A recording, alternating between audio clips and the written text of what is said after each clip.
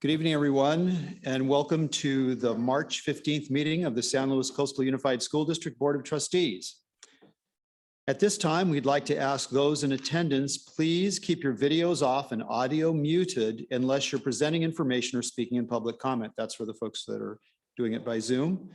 We're offering translation services for our Spanish-speaking attendees. To access translation, please click on the globe at the bottom of your screen and then the language. At this time, we'd like to ask if anyone who might need translation would please click on the participants icon at the bottom of your screen and raise your hand. Buenas tardes y bienvenidos a esta reunión del distrito del Consejo Escolar del Distrito de San Luis Obispo. Tenemos servicio de interpretación del inglés al español. Si usted desea recibir estos servicios, por favor, al fondo de la pantalla oprima el globo y oprima el idioma español. Y en esa forma nos informa si usted necesita nuestros servicios. Muchas gracias por venir acá. Otro aviso, las personas que están en Zoom tienen que mantener el micrófono apagado. Muchas gracias. Okay, great. Thank you very much. The board did meet in closed session. We had talked about two items. One was review and possible action on employment, dismissal, or discipline of district employees. That was 4.01. And 4.02 was a conference with our labor negotiators regarding regarding employee organizations, our confidential employees, CSEA, MEC, SEIU, and SLCTA. Board members, do we have a consensus on the order of business? Okay, very good. Let's move to 6.01, student representatives to the board. Do we have Lexi here? Do you see Lexi?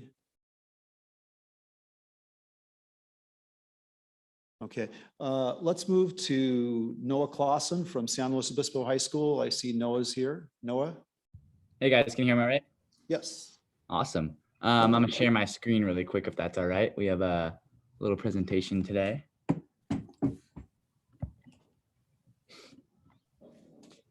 All right, let me know if you can see my screen. Cool.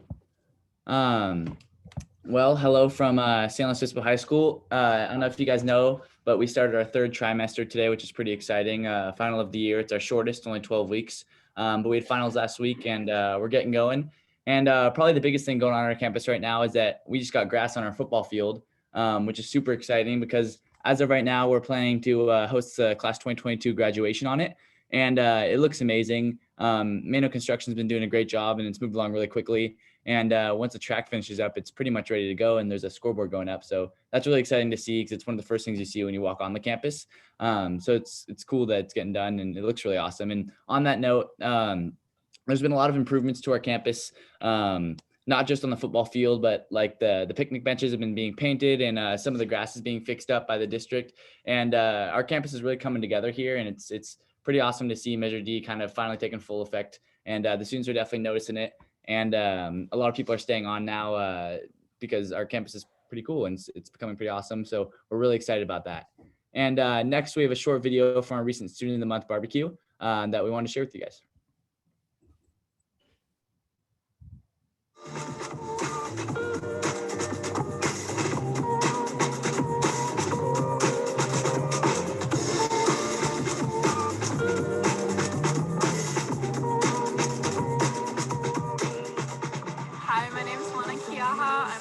Of Academics here at SLO High, which means I put on the monthly Student of the Month barbecues. And my favorite part about putting this all on is that every single month we get to acknowledge so many great students and award them with something more than just a compliment. We get to give them free food, which all the students love, and I think the teachers also love it because it's a special way to just reward everyone. It makes everyone really happy, and I just enjoy seeing all the interactions and all the happy, positive feelings. My name is Atticus. I'm in 11th grade. As you can see here, I'm working the grill, the barbecue, making some burgers for the students of the month. It's a really fun thing because it's a really really exciting activity when you're making a lot of burgers under pressure, and then afterwards you get to eat a nice burger. Yeah, I really enjoy doing it. Maybe I'll have a career in burger flipping.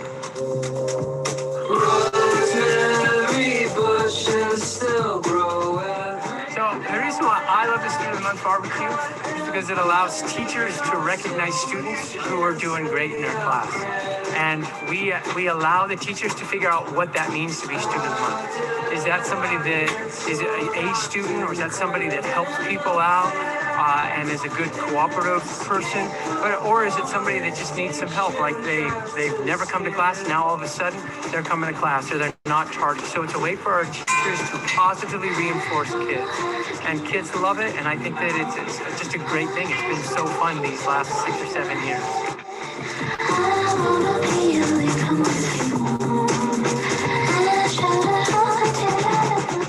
I think the Student of the Month barbecue is a great way for staff to be able to socialize and interact at the end of a month. We're also bogged down with our own individual students in our classrooms. It's just a great opportunity to bond and hang out and catch up after a long, grueling month. And the hamburgers are amazing.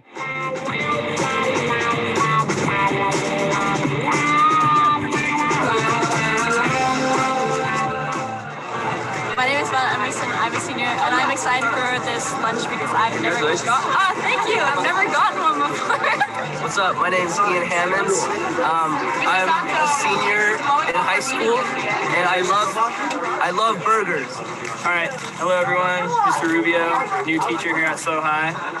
Here, Student of the Month barbecue.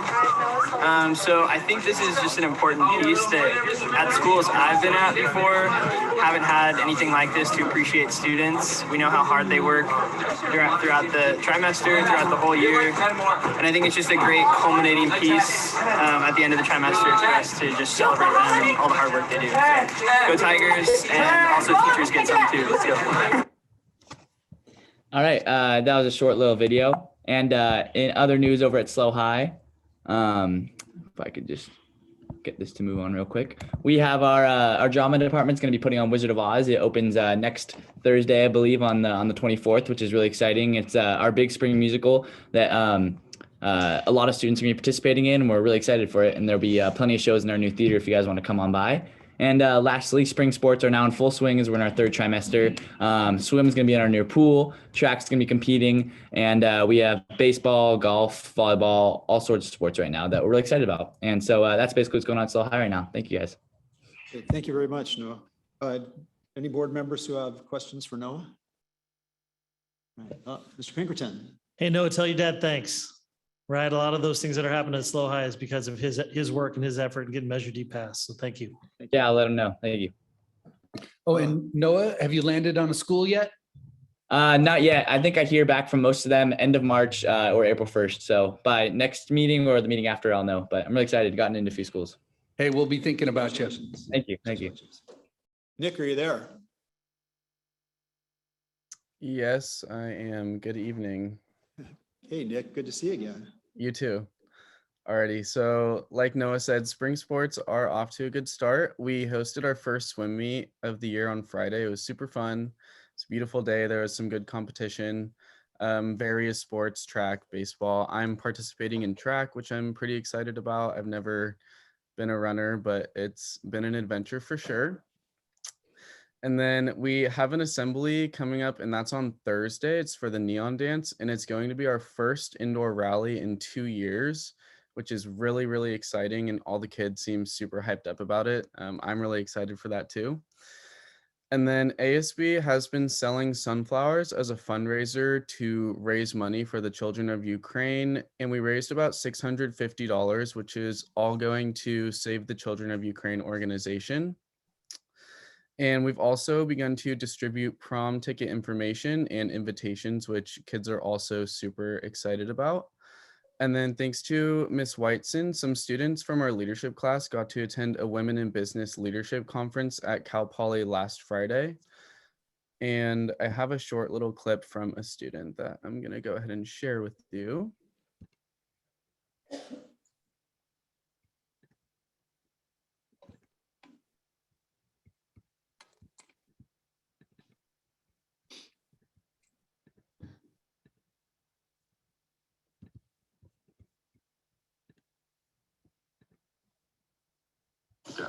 The Women in Business Conference at Cal Poly was really empowering for us in ASB. Whiteson took a few girls, freshmen, sophomore, and juniors, and we loved the guest speakers. They really showed how women can thrive in male-dominated business careers and positions, and I do look forward to next year, and if I can't go, I hope Whiteson does take the next class to go and enjoy it. Thank you.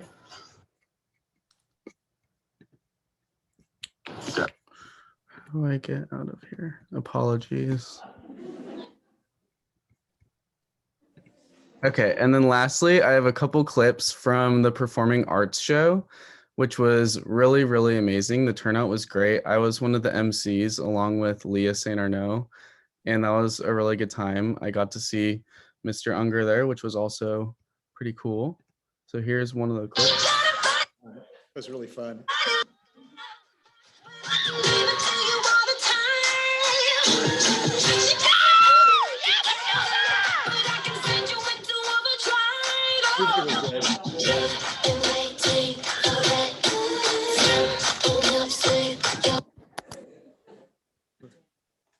I did not dance.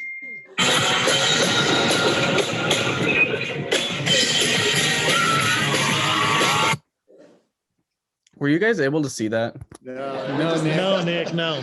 Can't see it. We heard the music. Okay. Yeah, just share it again. You got it. There we go.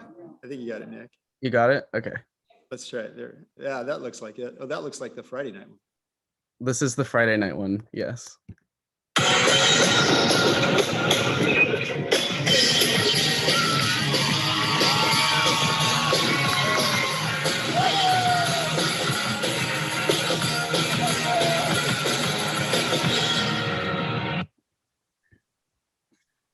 Perfect. Alrighty. Well, that's about all I have for you. Thank you for bearing with my Zoom technical difficulties. Hey, Nick, have you landed on what school you're attending next year? No, I haven't. I'm leaning toward Northeastern University in Boston, but I haven't landed on one. Probably by the next board meeting, I'll have a better idea for you. Hey, man, good luck to you. Thank you. Eve?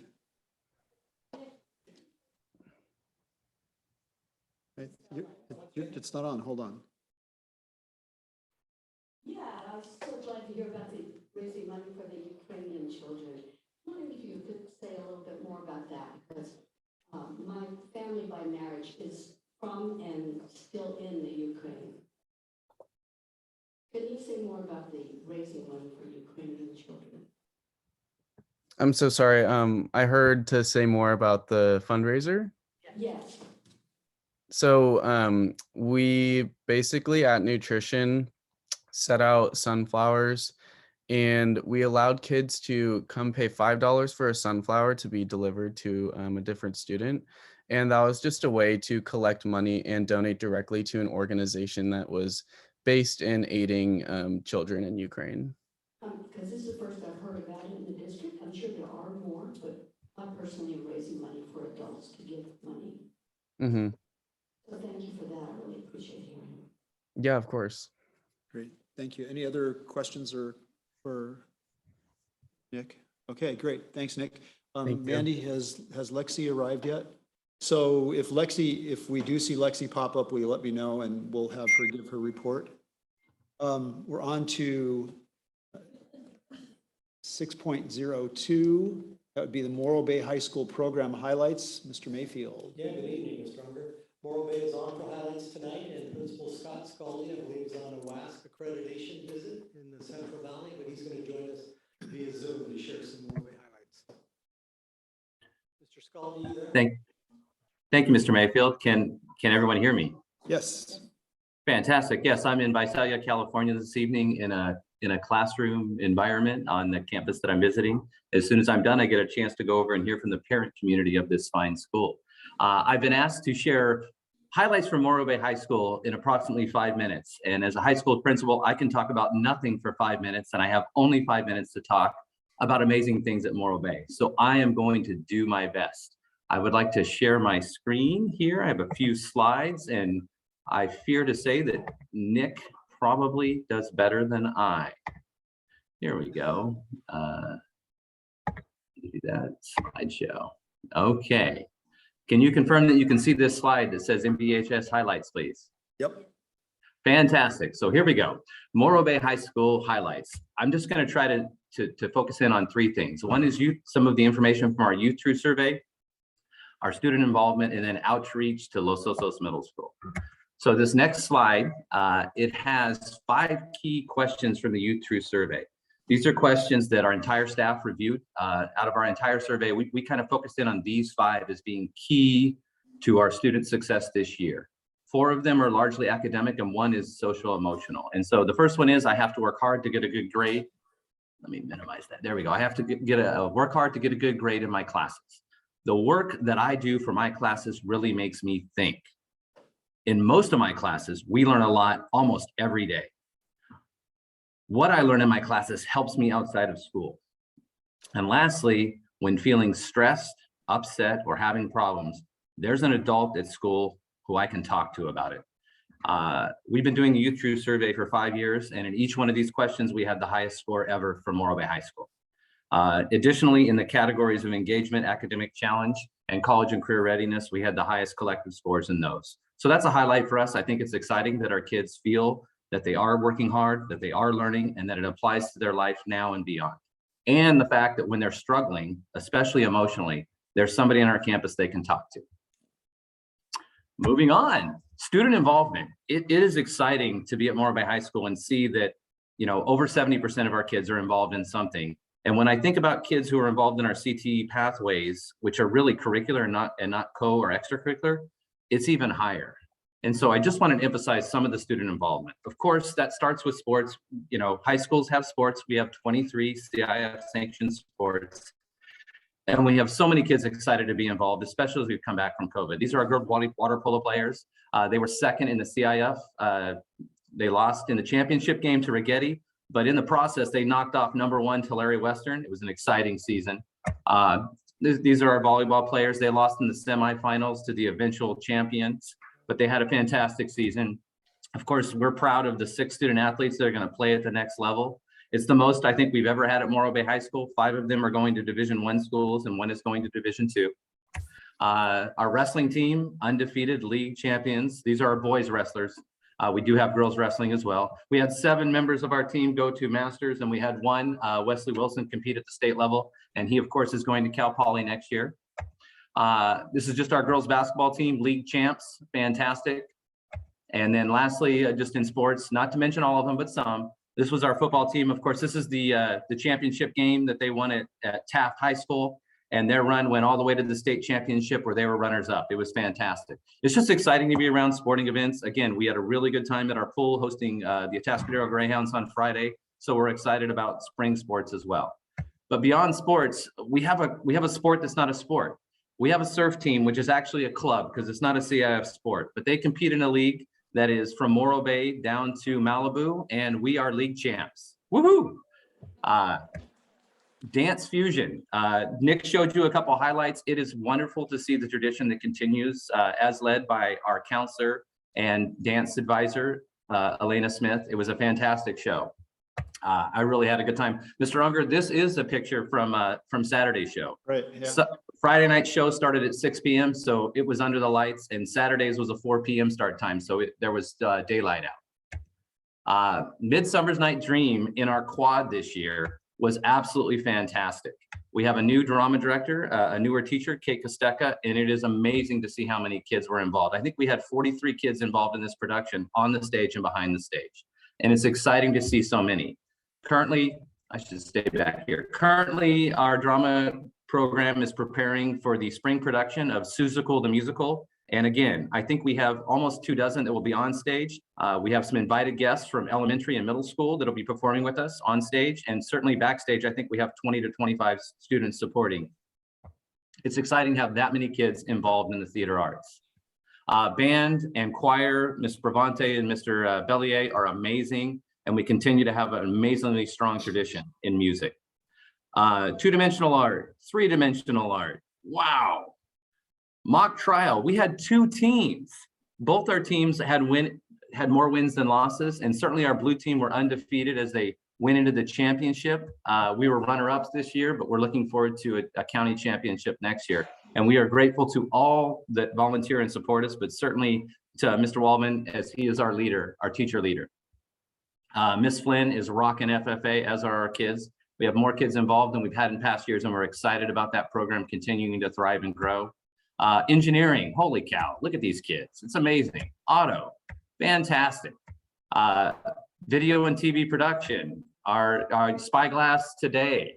It's just exciting to see how many things our kids get involved in. Again, this is a curricular activity, not even co-curricular extra. These are just our newscasters. AVID program, wonderful trip they took recently to San Jose State and UC Santa Cruz. They're planning their next spring trip, which will be overnight, and they're going to visit 4 schools. Couldn't be more excited. We have 23 seniors that we can't wait to hear where they're accepted and attending. All of them are A through G, and all of them have applied, and a few of them have already been accepted, but they haven't made determinations yet. This is just some pictures of all the clubs on campus from Club Rush. It's fantastic. Our ASB class puts on numerous events. This was Friendship Day during Valentine Week. And certainly this was a color throw at our homecoming football game. Actually, no, this was after homecoming. Just the same. It's exciting to see our kids involved. Outreach to Los Osos Middle School. Our kids are so excited about our school, and we're looking forward to our 9th graders. I'm grateful to Mr. Bloom and Ms. Contreras for allowing us to come. Our students came and presented to their entire 8th grade class, mainly about all the things I just mentioned. How do you get involved at Morro Bay High School? What can you do to enrich yourself and make friends? Being around others is healthy and it's valuable. And so it was so much fun. Our kids did the entire assembly. We had guest presenters, every single sport, clubs, journalism, yearbook, CTE pathways, everything was presented to the kids. This is our drum line welcoming them as they came in, and certainly the drum line playing again at the end of the assembly. Our dance team did a performance, our cheerleaders were there. It was a ton of fun. So I'm happy to share that our Youth Truth Survey shows that our kids are working hard in classes and they feel like they're learning and that it's valuable. Our kids are super involved, and it's just amazing for me to walk around our campus and see all the things they do. And we are excited to welcome our 8th graders next year as freshmen, and we can't wait to see the things they do at our school. And there you go. I hope I was close to 5 minutes. You were fine, Scott.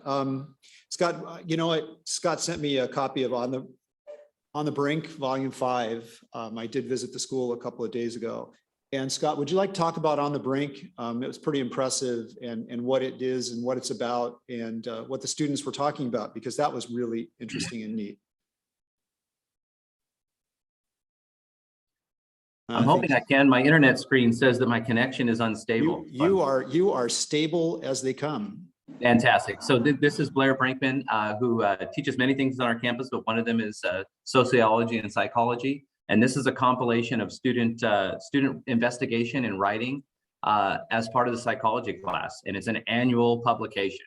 And so I had mentioned it to Mr. Unger, and I just wanted him to have a copy. I'm excited for the opportunities to learn and thrive and write that Mrs. Brinkman allows our kids to do. It's extremely relevant and valuable. Yeah, and this was particularly about, I think a lot of it was about what it's like being an adolescent, the transition from adolescence to adulthood, the transition from childhood to adolescence to adulthood.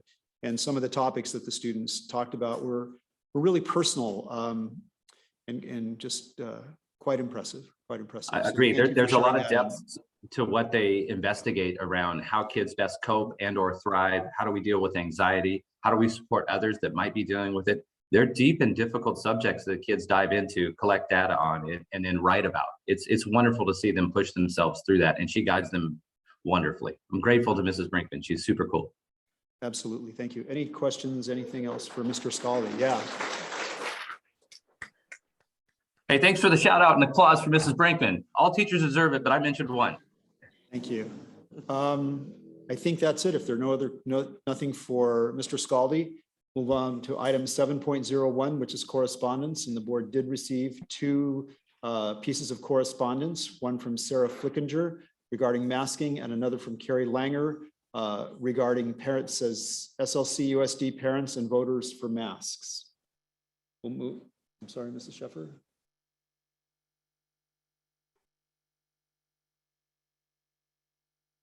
Sorry, hold on just a second. Okay.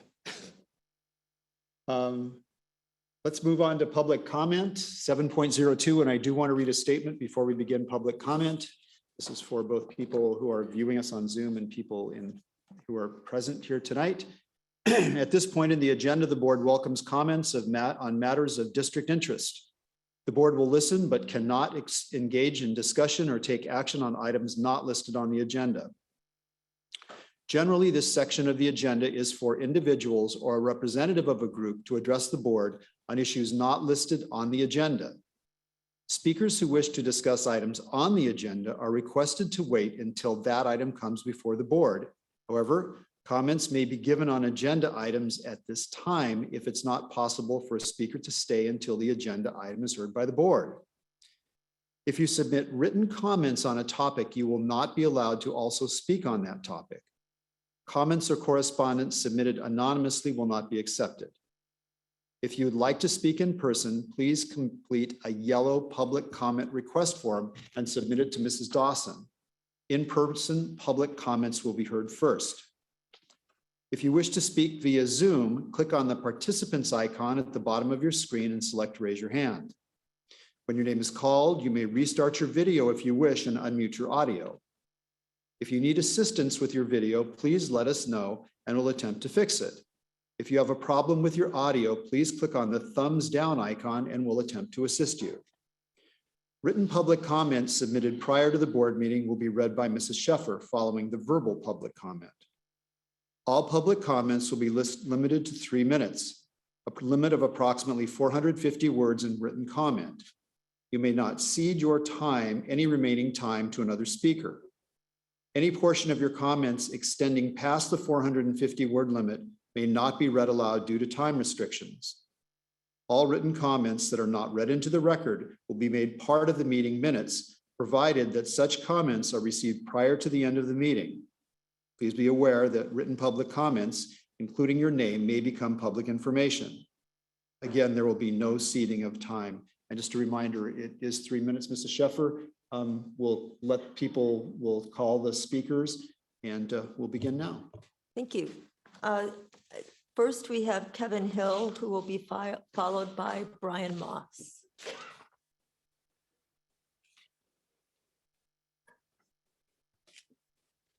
Good evening.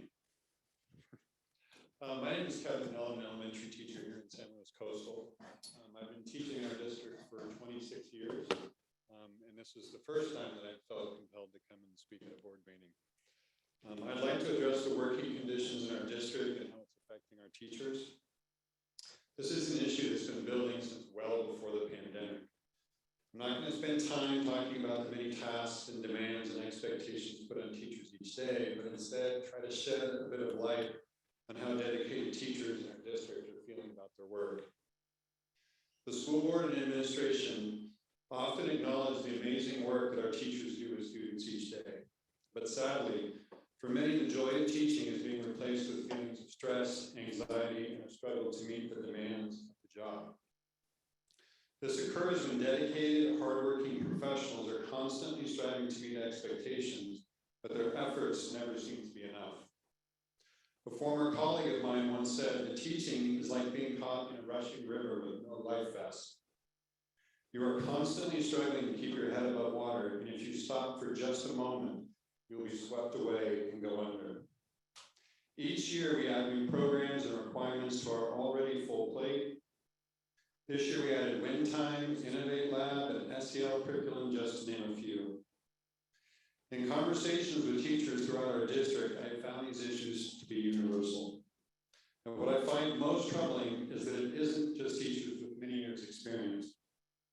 Teachers with 5 to 10 years of experience are feeling anxious, stressed, overwhelmed, and questioning their desire to continue in the profession. How are they going to sustain this for another 10 to 20 years? We must address our working conditions and support and retain teachers. We hear from our administration that self-care is important. We need to take time to find balance in our lives, pursue passions outside of work, spend time with family, meditate, exercise. But how do we make time for this? 2 years ago, I was pleased to see a self-care presentation offered during our 2 full days of professional development prior to the new school year. Finally, it seemed important enough to include in the work that we do. However, this was not the case. The presentation was being offered during our lunch break. All too often, the words of praise for our work and the talk of self-care seem like just words. Please work with us to come up with real solutions to improve our working and living conditions and to help teachers feel valued, heard, and proud of the work they do for the students at San Luis Coastal. Thank you. Thank you.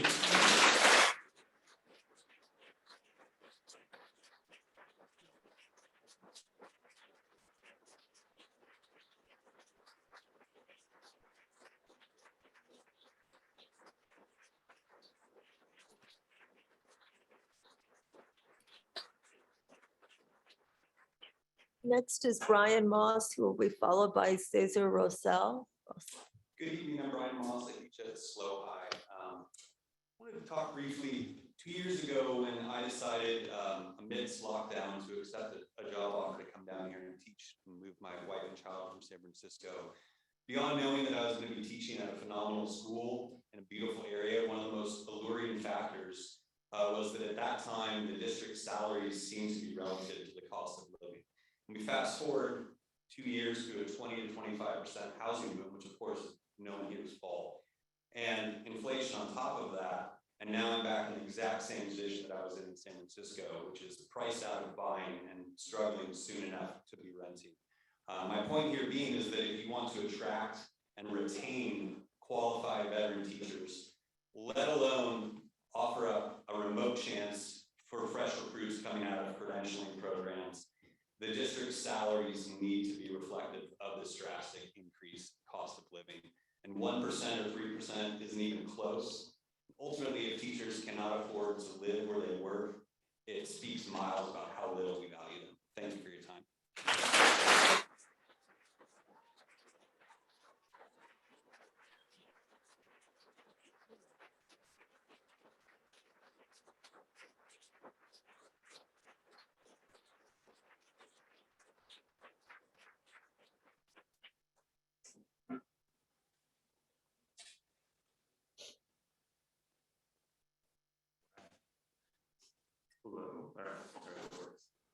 Hello, my name is Cesar Rosell. I work at San Luis Obispo High School. I was hired 4 years ago, moving up from Los Angeles to a wonderful school district. I was lucky to come into a position that was, at that time, it's still valued, but it was valued, it was manageable, it was doable, right? I came from a place where we were maxed out on caseloads and asked to do many different jobs. Fast forward to 4 years from now, I'm the department chair at San Luis Obispo High School, and I see veteran teachers that I respect, partners that I work with, struggling to complete jobs that no longer can be done under the title of special educator, right? We are beyond special educator, we're teacher, we're this. Add to that the enormous influx of initials and increased need from our student population. Again, that is no one's fault up here, no one's fault behind us, but just our community in need. So to address that, one of the things that I know we've discussed as a special education team at San Luis Obispo, as well as some of our other counterparts in our secondary level, is increasing the time for prep, as well as having IEP meetings. Meetings to meet with parents. I've had at least 6 students where I've had more than 3 meetings for, right? And excuse me. The district did respond to this 2 years ago, where they gave us more release time to address some of these issues. But in contrast to what we're doing, 56 hours to address where that was covered with 6 students, and that just becomes it becomes an increasing mountain to overcome. So as you guys are working with our negotiation teams, I ask that you take into consideration a job that has changed. A job that has morphed and changed into something different than what it was even 4 years ago when I came here to this district, to what it is now, as far as being a resource specialist as well as a teacher, and no longer those 2 jobs being able to be done at the same time. So I ask to think about giving us, as negotiations continue between SC, oh, that acronym up. SLCTA. Horrible acronym. That's all we live with, is acronyms. Is to work with our team to make sure that our population that is most affected, our population that has the hardest time to overcome so much, gets the quality special education teachers that they deserve. And I need more time to service my kids. I don't have the time right now. I'm going home to write 2 IPs tonight. I don't have the time. So help us out. Thank you.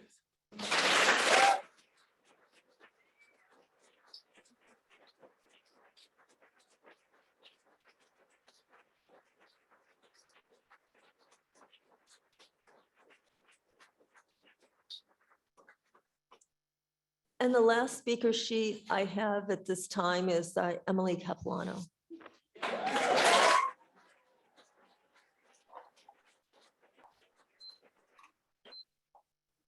Thank you. Hi, I'm Emily Capuano. I'm the president of SLCTA and a 3rd grade teacher at Baywood Elementary. I have the honor of representing and supporting all these wonderful people behind me. I want to also thank you all for protecting us, keeping us safe during the pandemic. We really appreciate the work, and it was a lot. So thank you for that. Each person you heard today, we just asked a few people to speak on very important things to us. But each person has over 430 people behind them that feel very similarly. We care about what high turnover, unfilled positions, and educators leading the profession does to our students, to our schools, and to our communities. In order to live here, we need a livable wage. We need a competitive wage. We know that the school districts around us are now offering more money. We did a cost analysis of a 2nd-year teacher after taxes and social security, or not social security, STRS and house payment, not house, actually rent, gas, student loan, car payment, and food. They have $44 a month. That's it to live. So that's without any subscriptions. There's no savings. If it's Mother's Day, they're not getting a present. So I just think that's the reality of a 2nd-year teacher in our district. That's every month, $44. That's all we have left. So they'll never be able to save money to buy a home, and when rent goes up, which it does, or they won't be able to stay here. And that does not support our community. That doesn't make our schools stronger, and it automatically affects our students. So we need to retain and attract educators. Additionally, in order to do that, we have to have realistic caseloads, realistic class sizes, and realistic working conditions, as you have heard today.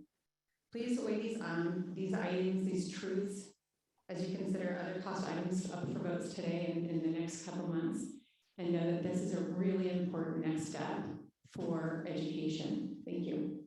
Thank you very much.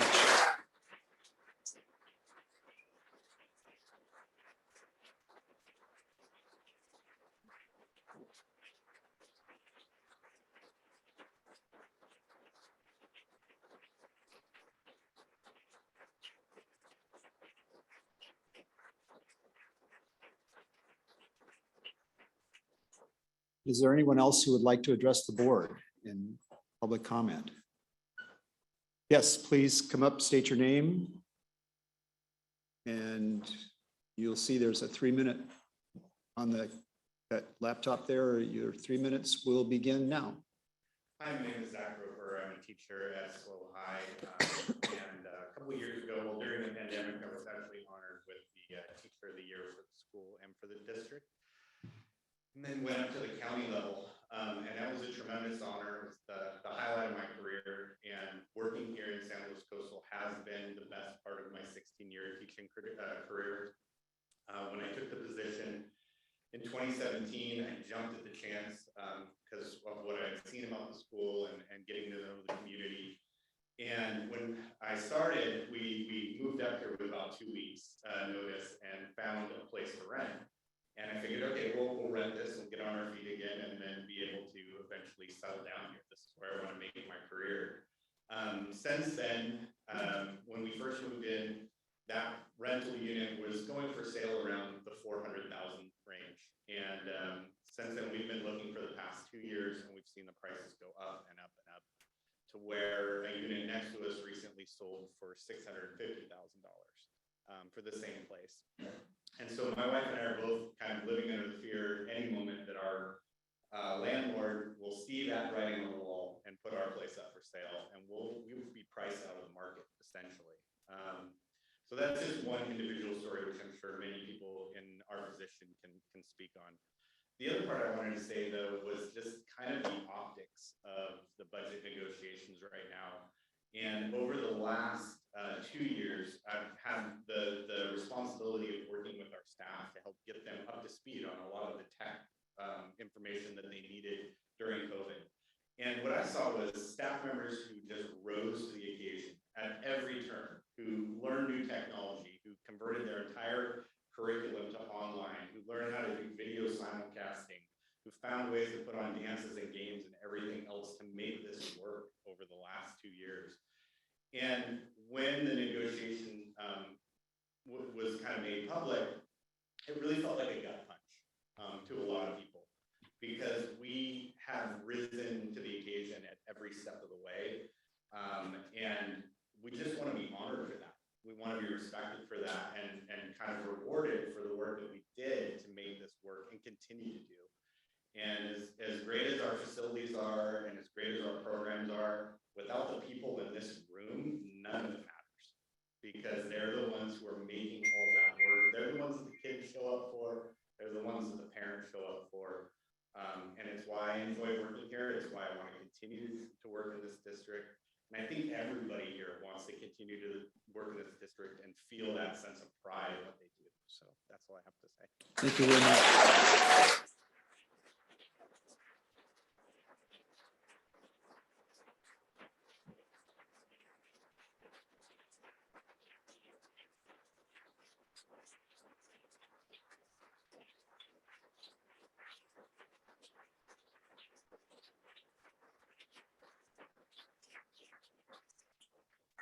Is there anyone else who would like to address the board?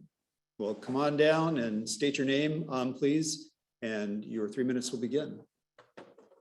And you can pull the mic down if you want to. Being short, it's great.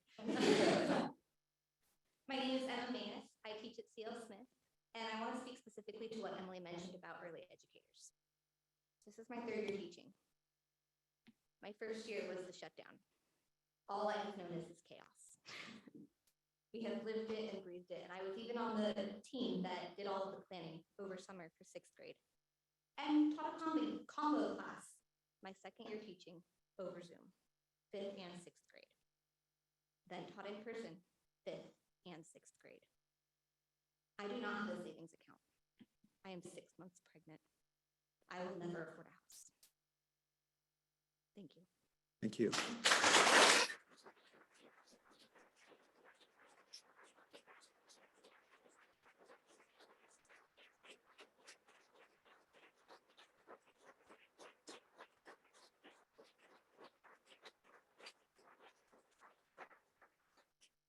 I believe is that Mrs. Bravante?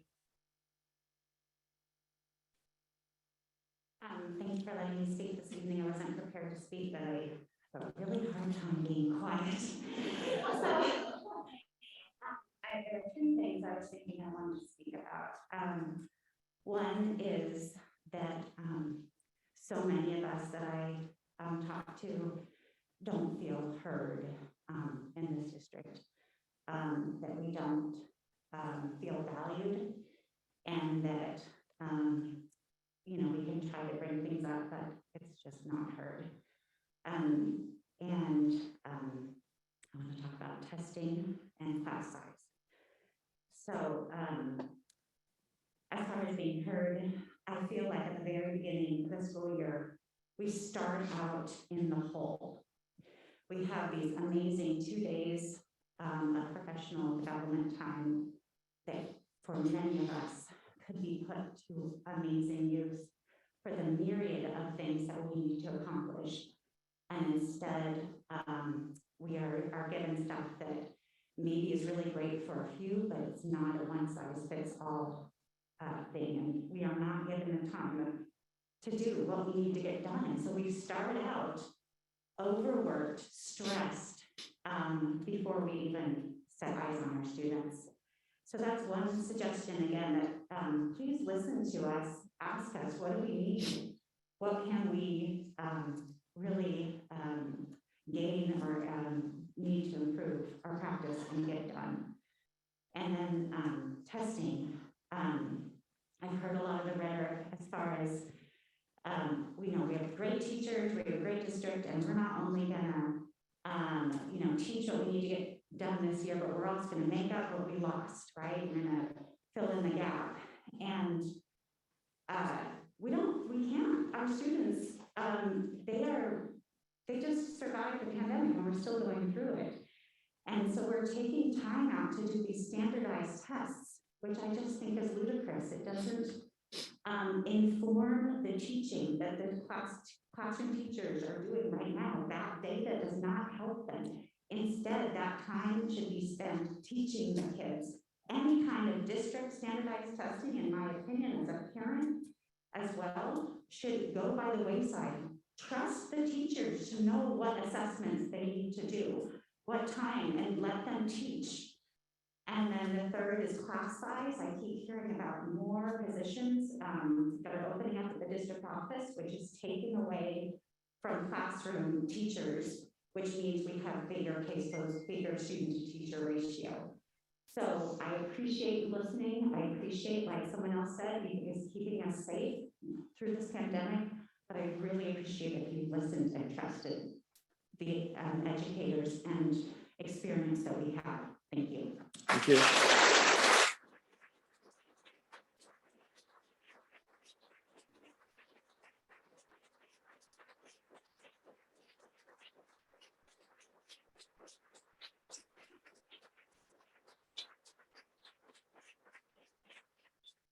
Okay, if there's no one else, then we'll close public comment. Thank you very much.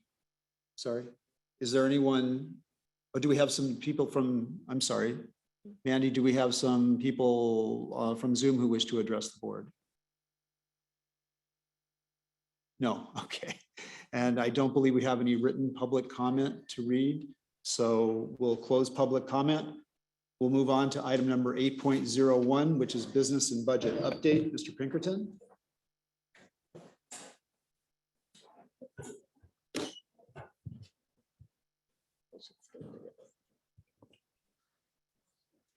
So as the board knows, we had I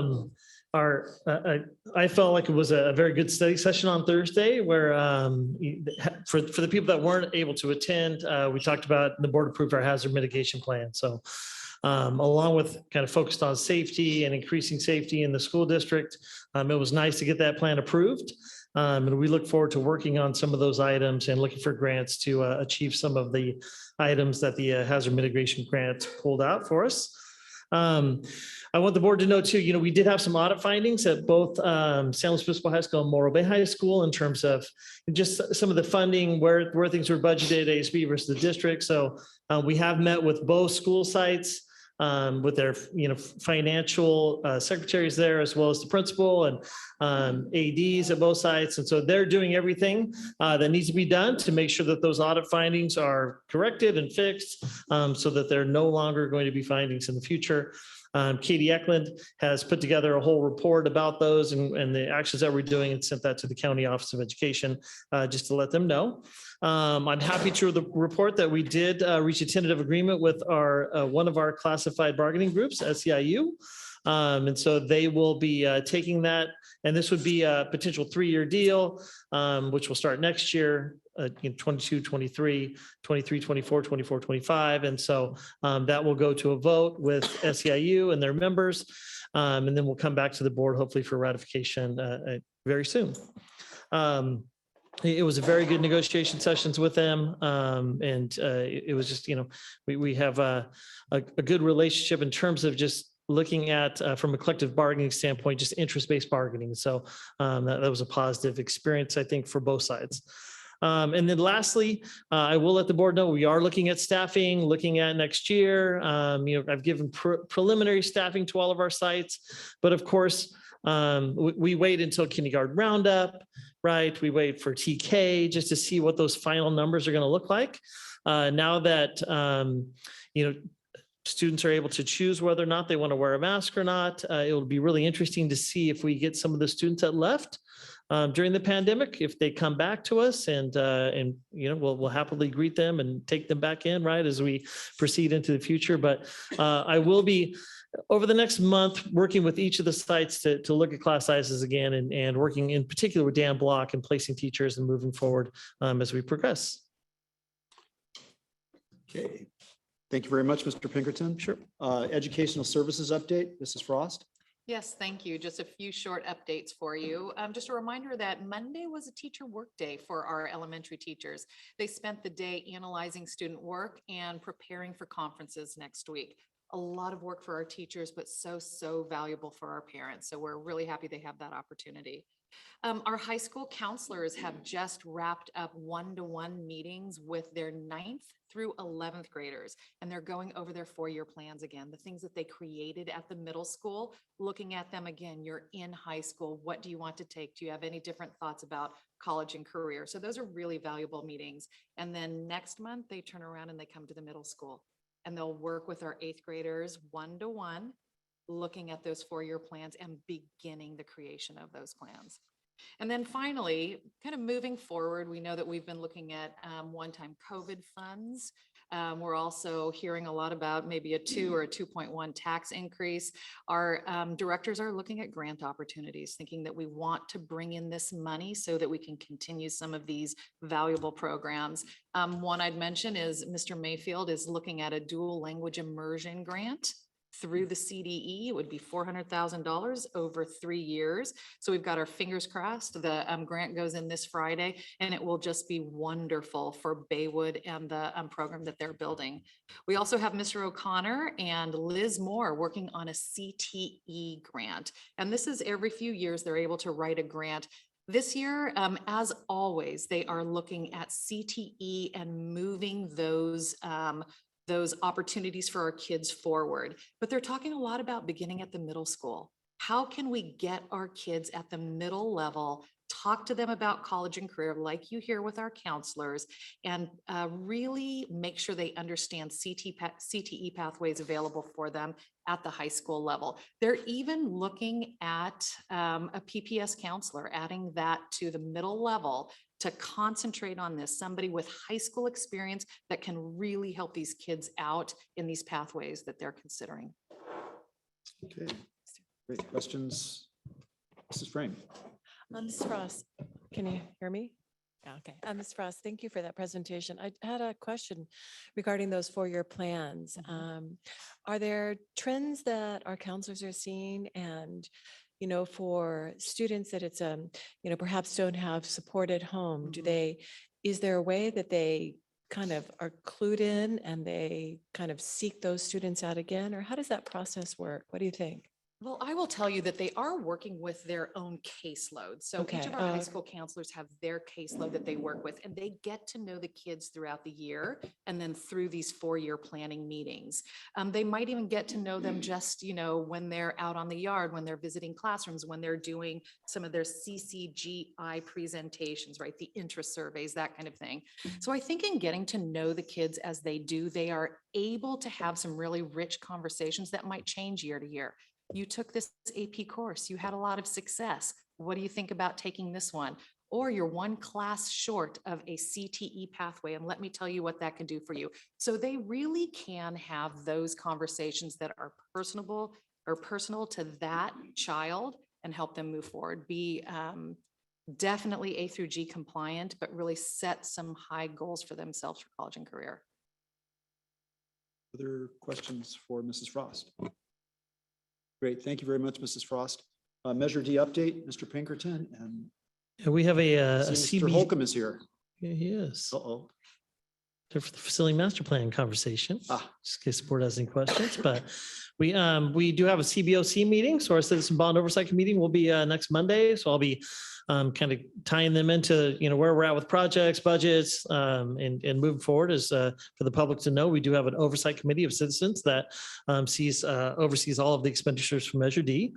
We have a big day coming up, I will tell you, and that is a bid day for us for the 100 building at San Luis Obispo High School, the north section. So Acme our design build contractor will be, that's the day that we'll receive bids for that. And, it's just a tenuous time right now in terms of unknowing costs, inflation, those types of things, right? We do have estimates and that are, expectations for bids, but this is the first one where it's kind of just don't have a firm, for sure handle on it, but we'll see what happens on the 24th. I'm optimistic that it'll come in within those ranges that that we expect as we move forward. So, but we have just a handful of projects left with Measure D. We want to make sure that we get all of them done. It's a focus of ours, and so we will be working together. Mr. Holcomb will be at that bid to see those bids come in with Acme, and I will be bringing that GMP to the board very soon. So that's just an interesting time right now in terms of seeing where things are at. So, Chris. Okay. Yeah, go ahead, Mr. Buckman. I'm sorry. Ryan, with the Measure D money, this is the way I understand it, right? The public gives us the money. It gets invested with the county or with the state. And so hopefully we're making 1% or 2% on it. So we're now in this inflation. I'm not sure, if there's any money left that's invested, that would be guess number one. And number two, are we making more money because it's invested than losing it when we go to buy wood and materials? And how bad is this inflation affecting us? So a couple things. So Okay, one, sorry. Measure D dollars, when we sell bonds, the district receives funds, right, to use for Measure D projects, which are all prioritized, come through the board, all been public process of doing that. The funds are not invested.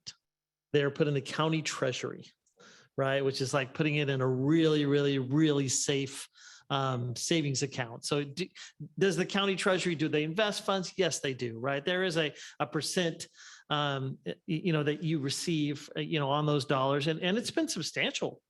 I will tell you, in terms of the life of Measure D over the past, since 2014, the dollars that we've had, it's really helped because every single dollar that we make in interest goes towards Measure D projects, right? So it's helped our overall, we've taken $177 million in bond funds that have come in, and we've turned that into $220 million.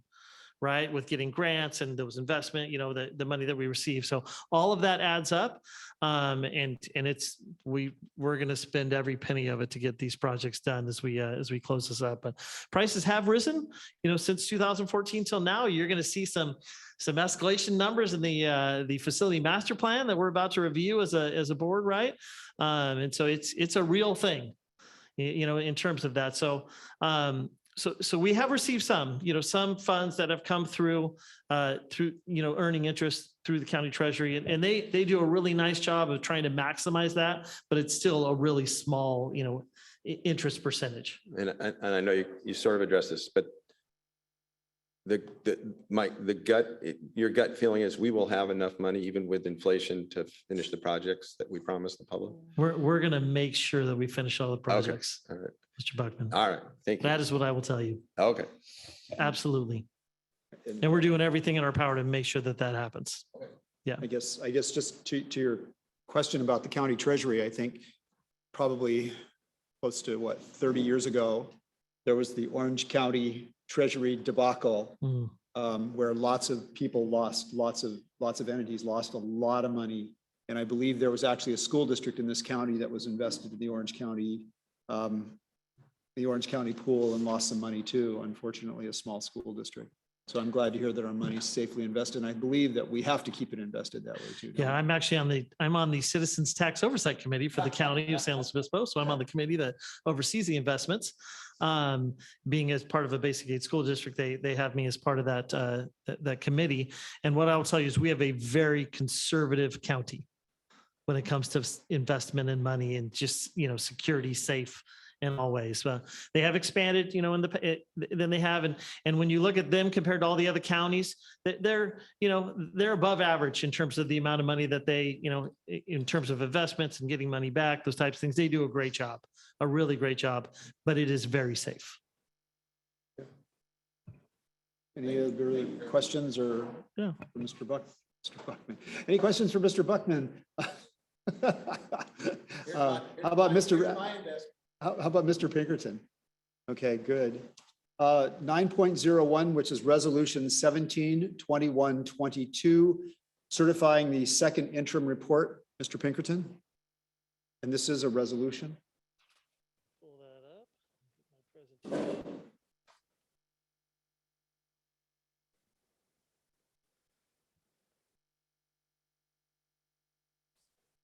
I'm good. It's a little bit of a funky, it's a little different than my, what I have for mine, but I think I got it right. Yes, I do need to do that. Okay, and then help me present this if you can. I'm not seeing.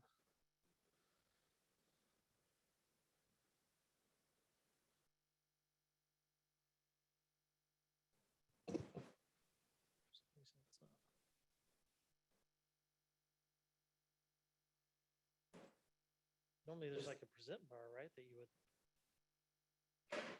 Maybe it's just this one. There we go. Yep, that's good. All right. Second interim tonight, budget presentation, and it's going to go through. So we'll click it there. We'll do this. I think everyone can the board see it okay as we go through it, if we just do it this way. So a few things. We'll go through this presentation, talk a little bit about second interim. Katie Eklund is actually at a QSS conference with several of our people in fiscal services.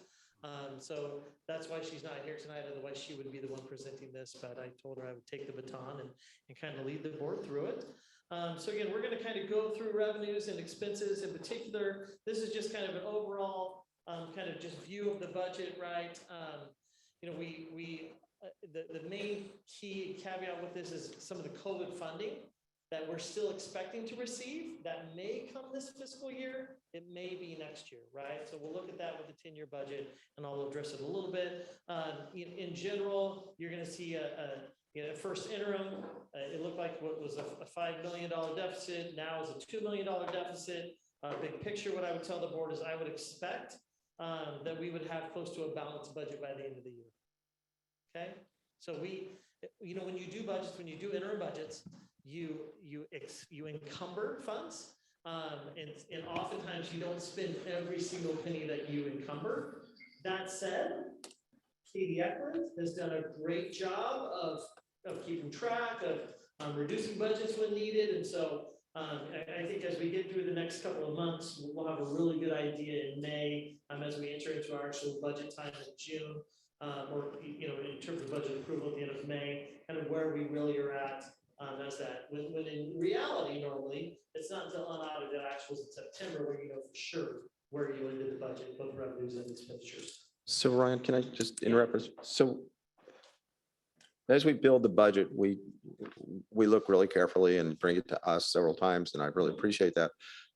Sometimes there's unexpected expenses, and my gut tells me with COVID and all of that, did we experience unexpected expenses that we were unable to cover, or just in general? I wouldn't say that we covered all of our expenses, so that's not, there's never been something that we didn't pay for or didn't go through, right? But there are things like an MOU that we with the extra work that teachers are asked to do in terms of students being absent. Remember, the board will know we signed an MOU, giving all teachers $2,000 to help with that workload over the course of the year, right? That was something that the board agreed upon at an MOU. So that wasn't part of the initial budget. It might not even been part of by the time we got to first interim, right?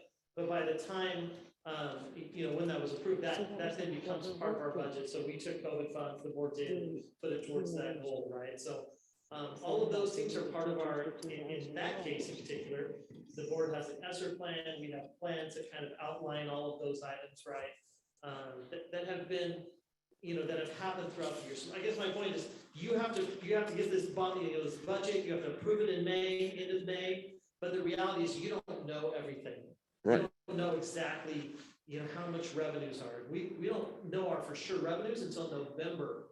So you pass the budget in May, we guess what we think it's gonna be, right? We make an assumption, but we don't know for sure until November when we actually get the property tax dollars back. And then same with expenditures, right? We do our best guess, employees, costs, those types of things, but it's really not until first interim, right, where you have all of your true personnel in and those costs associated with it. And then that again, that can change over the course of the year as well. Thank you. In terms of highlights, just a few. Oh, Mr. Pinkerton, I think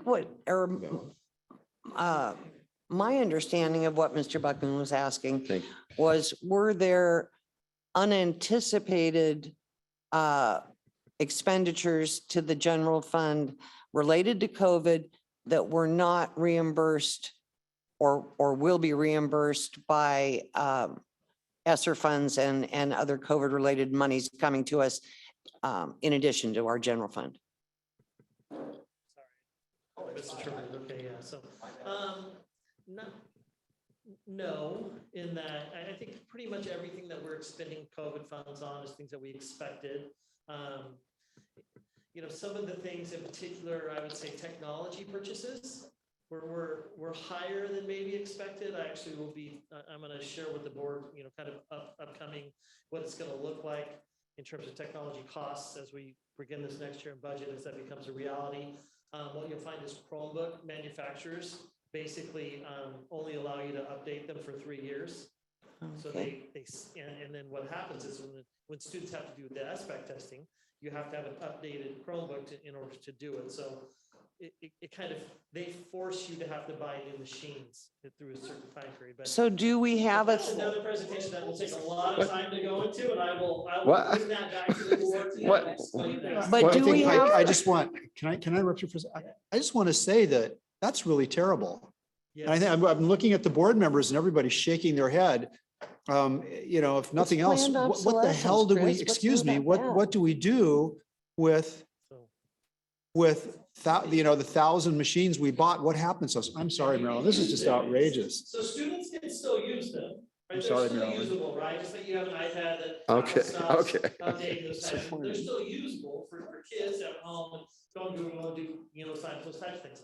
But state testing is different, right? So we have to ensure that we have enough Chromebooks on our campuses to, that we can do that SBAC state testing. So I'll have Jeremy kind of give you more about it, but literally, so right now it's 2023 is like the year, and then the next batch that they sell is 2026. So we're actually looking at getting a new set of Chromebooks that we don't want to buy the 2026 ones because those are going to become bad too soon, and we're looking at getting some new ones that right now are 2029.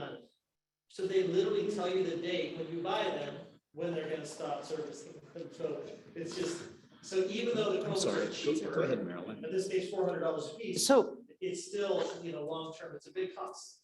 two things. Yes. One, you say there were additional technology costs associated with COVID. Do we anticipate that we will see some reimbursement for those costs? Thank you. No, okay, so that's general fund. We're gonna get the COVID money that we've received, right, that we're expecting to receive. So they're not gonna, you don't turn in a receipt to get more money. They're gonna just give you the same amount of money. They gave us the COVID money and we've applied it as the board's directed. And we may or may not have directed some of it towards technology costs. You directed it, yeah. And Okay. it's part of the extra plan, it's been in the plans that we brought to the. Okay, So- then my I'm second sorry, go ahead. question is, oh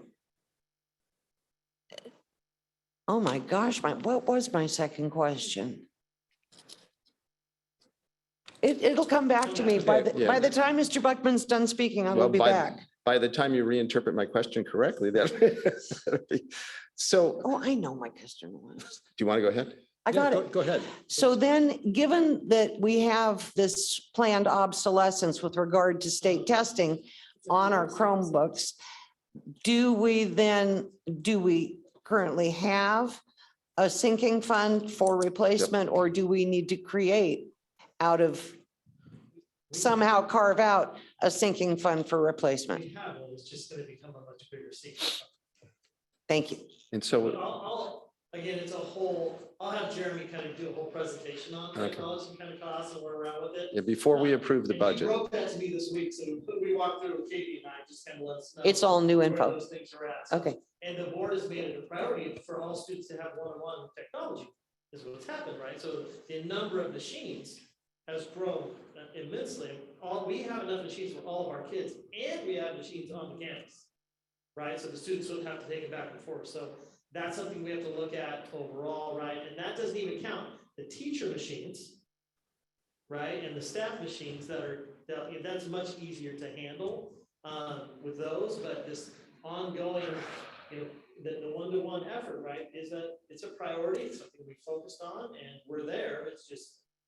I'm sure that I'm sure part of the discussion will be, so when I talked to Katie, I noticed that in books and supplies that technology was showing up, and she said, I think this was the first year that we've been allowed to actually apply textbook funds and books and supplies, put it in that budget. So what I'm hoping we're going to hear is we're using less textbooks, and what we're not using in textbooks now, the Chromebook, but that's another, I was kind of excited about seeing technology now being treated as textbooks and books as just regular books and supplies. So. But Evelyn, can I just, but Mark, don't forget that where they're going to kill us is on licensing fees. Oh, I got it. So, although we're not going to have textbooks, we're going to have high cost licensing fees from the textbook okay. companies. I'm sorry, Evelyn?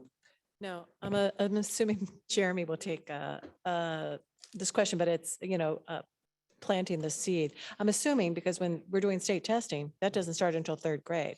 So those computers that become, obsolete or forced obsolescence, by the state, that they can be used within the classrooms for centers and things like that, if teachers so choose. So it's not like they're completely not used. I mean, there is a, They'll take them home, right? I mean, those are the ones students can have at Right, home, okay. those types of things, right? So we use them, we continue to use them until they break, but you still have, like, Right, in high no. school, they'll want to have 1,000 kids test at a time, right? Right, So no, they'll no, have no. Kids bring their computers in, and if Okay. they're not up to date, then they Right. can't use those.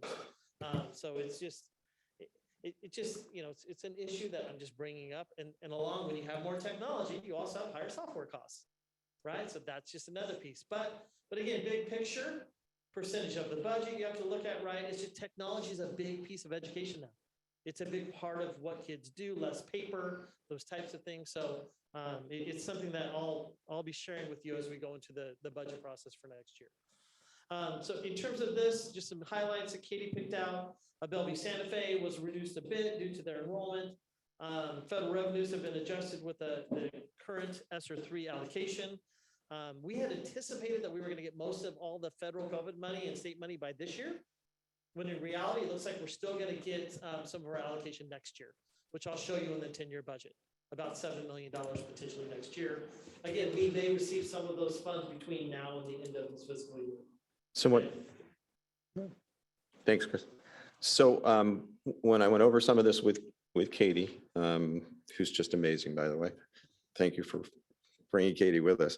I asked about the ESSER funds, and I was just kind of amazed how fast, right? So COVID, we brought laptops in, but the federal government and the state government, it was like our tax dollars came back just huge amounts of money, and we were able to see it, maybe for the first time in my life, see how fast the dollars came back to the district and to the taxpayers. So, academic intervention, we use MTSS, summer school, the number I came up with was about $13 million so far. Yeah. And we're going to spend every penny. What? You sure we didn't lose any? Okay. Yes, local revenue, again, reflects current billing, local grants. So those are things that as we receive those local funds, right, donations, those types of things, we add those to the budget, of course. In terms of current data, just big picture wise, we're currently about 14 million into basic aid status. So versus what would be LCFF. Depending on what happens with TK, that could change, right? We had a whole grade level, that number will reduce based on, the amount of ADA the school district has as we move forward, which is why that's such a vital piece of what school services, SF squared, most of the basic aid school districts in the state of California are pushing to ensure that we receive some type of funding for TK. And then other expenditures, again, have been adjusted to reflect board-approved one-time expenditures. Of course, the plans have been approved over the course of the school year, right? And then just basic normal adjustments to budgets as we've gone through them. Just kind of big picture from a revenue standpoint. Again, property taxes is our main source of revenues, right, in the school district. 2.1% increase this year. Each year, I never know for sure exactly what the Diablo Canyon unitary tax reduction hit's going to be. It's been less some years, more others, but as they depreciate the plant's value over the course as it moves to closure, those are things where the unitary tax drops accordingly. So where most people would look at this and go, "What do you mean? Property taxes were way more than 2% increase in San Luis Obispo, Los Osos, Morro Bay." Right? You look at homes, the growth in homes and sales and those types of things. But because of the drop in unitary tax, it reduced that overall increase for the school district to 2%, which honestly is better than what we had anticipated when Diablo was first looking at closing, right? And we had a committee to talk about budget reductions and those types of things. So not good if you're trying to buy a house or rent, but from a property tax situation as a basically a school district, it is a positive thing. You'll see some of the other, just kind of revenue sources there as we tie in expenditures, right? We're a people business as a school district. So most of our funds, most of our expenditures are people. Currently at 82 or 81% of the budget. That is mainly because of extra COVID funds that we've received, right? Increase in reserves with those one-time funds. It makes that number look a lot lower than it really is. As a district, our focus is to try to keep it at about 85%, right? Like that is a healthy school district where you have enough for materials and supplies and buying a bus here and there and new trucks and all those types of things that you do as a school district. So that's in a good range now, but it's a little false security because when you look at the 10-year, you'll see how quickly that will increase in terms of overall costs. And then really what sticks out to me more than anything with this is just the employee benefits, right? So employee benefits, when I first started, it was probably about 12% of our budget, and now it's 20. So it's more than all of our classified salaries combined, right? It's just such a huge expense that continues to grow. So really hopeful that the governor changes his mind and that the legislature, pushes him to put some money to pay down STRS and PERS, because that is a direct positive source for us in terms of less expenditure. So I believe with teachers, it's going from 16, certificated, I should say, is going from 16% to 19. And I want to say from PERS, it's like 20 to 23%. So there's just a lot of money that goes towards those expenditures, which really was put on districts. And I would just say we several of us were involved in a meeting with Senator Laird this afternoon and this morning actually, and one of the topics that came up was pension and what do we do about the pensions. I did offer up to the senator our 10-year budget, and Mr. Pinkerton sent me a copy of the 10-year budget, which I asked to be forwarded to Senator Laird's office so he can actually see what the numbers look like and how by about 25, 26, we're going to be qualified. 27, 28, we would actually go negative, which we absolutely don't want to do. And thanks, Chris, for bringing that up during that meeting today. It was really important. I understand that benefits are huge, but I know I've talked to some folks that have been, like, do I go private, go work in private industry, or do I go work for, a school district or a city? And one of the things I've been able to say is, what you take home may not be great, but your benefits are what make it, sometimes make it worthwhile. So I appreciate that this is a high number, but I also appreciate that it's, maybe it's part of the reason that we keep the quality staff that we have and can attract quality. So I know it's a difficult balancing act. Yeah, well, I mean, you had a lot of teachers come up today to talk about, pay raise, and we understand, we get it, you don't understand that, but we also have to look at the overall compensation package for an employee, right? So, and it's for all employees are classified as well, who make far less. Have to live in the same area, those types of things. So, it's tough. So you see the next page actually gives those percentages, right? So just this coming year in the budget, we're going to go from, almost 17% in STIRS to 19%. So all certificate employees will cost 2% more, and if they're not going to see it in their check, it may help pay for their STIRS retirement in the future, right? But they don't see that as potential, increases in compensation, right? That the district has to put forward. We have no choice. And then PERS is going up from 23% to 22.9 to almost 26.1. And we pay Social Security for classified as well, another 7%. So, I mean, the overall percentage is, in the 30% with certificated staff and really almost 40% for our classified in looking at overall benefits.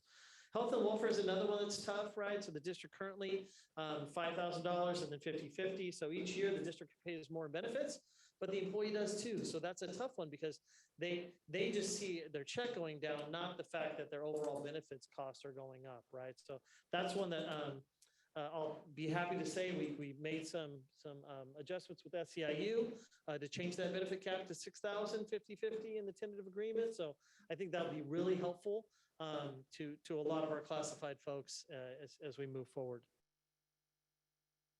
The next slide basically just kind of shows that difference between current LCFF versus what we receive right now in property taxes.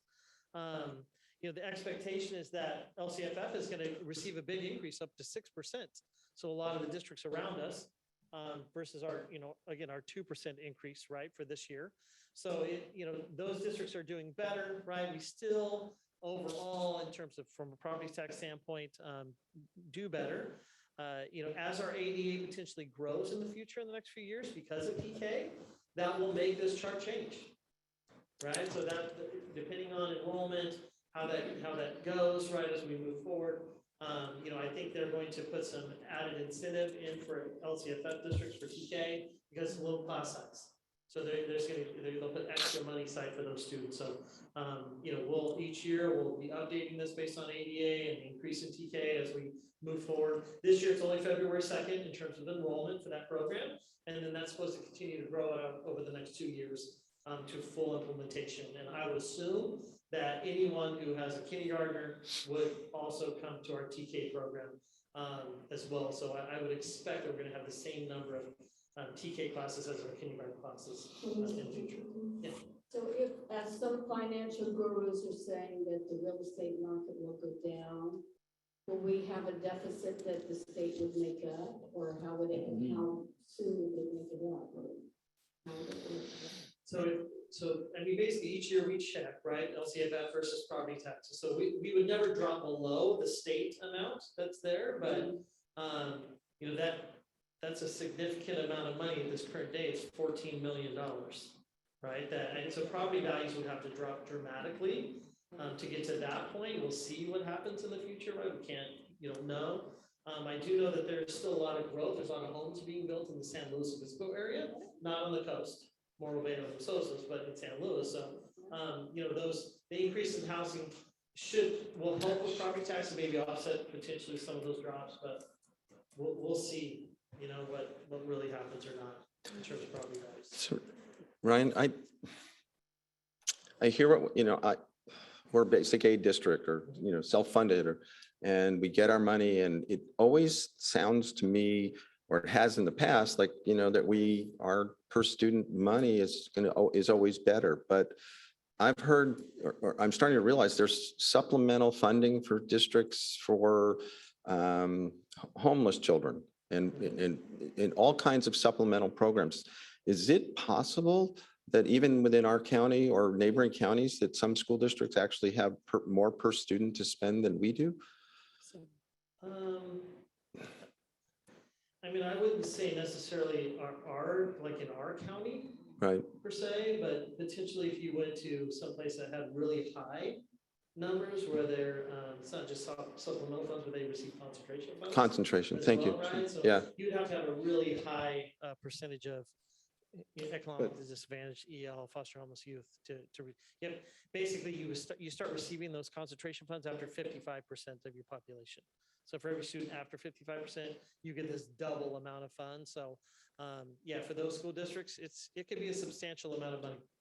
Well, I think, Mark, I would guess that Shandon, for example, would see a pretty significant amount of per pupil funding because that they're exactly in the situation that Mr. Pinkerton is talking about. San Miguel, possibly, Santa Maria for sure. It's a place like Shannon is small. But it's, there are other things that balance that out for a So place like Santa Shannon. Maria, for instance, would be a district that would receive a lot of those funds. Yeah. As I feel like. It's balanced. There's a balance. Yep. In terms of the 10-year budget, just again, a couple of things just to point out on this document for the board. Really, we have, and remember the 1920 year, the 2021, those are real numbers. That's the reality. That's unaudited actual, right? It's not a projection. That's what it is. That's what it was during those years.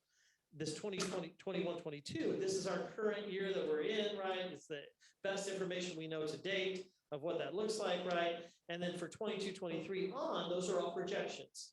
So those are guesstimates using our, what we know from the past, what we've spent in the past, our anticipation for property tax increases. So again, we are estimating, we're projecting a 3% increase in property taxes over the next 8 years with this. It was 2.1% this year. So it's still a projection, right? We don't know for sure what it will be. And it's that balance. The year before that was 4%. So hey, over those 2 years, 3% average, right? We at one point we had 3.5% we were estimating, and we lowered that to 3 based on those 2 years. So we do adjust the 10-year based on, again, reality of where we're at. We don't want to be too conservative, yet we don't want to be too liberal with this document, right? As we look at it, so we try to make it be as real as possible for people to understand, because oftentimes our interim budgets again show that we spend everything, versus this is more accurate reflection of what the budget should be, or will end up at. So what you're going to find, big picture, is that we've received these $13 million of COVID funds. We actually had extra reserves the past 2 years, especially when COVID hit, right? Those types of things. But we have also started a ton of interventions for kids, AITs, MTSS. We're helping pay PTAs with field trips. We're more counseling support at our schools. I'm on and on, right? All those things that the board approved in the ESSER plans. So we are going to spend every penny of that COVID money over the next 2 years as part of the LCAP, right? We're going to spend all of that down. And what's going to happen after those 2 years is we have to, as a board, have to decide what are the most important things for kids, right? What's the most impactful thing for students? And those are the things that we'll have to prioritize in our budget as a board and as a district as we move forward, and other things we're going to have to stop doing. So what you're going to see in this 10-year, this is what would happen if we did not cut anything. If we kept the current expenditures that we have. And what you'll see is quickly, it only takes a few years to really spend out all of that COVID money, all of the reserves that we have, right? And you get into a deficit situation. This does not reflect, this 10-year budget does not reflect any increases or benefit increases to any of our employees over the next 3 years. Right now, we're currently in negotiations.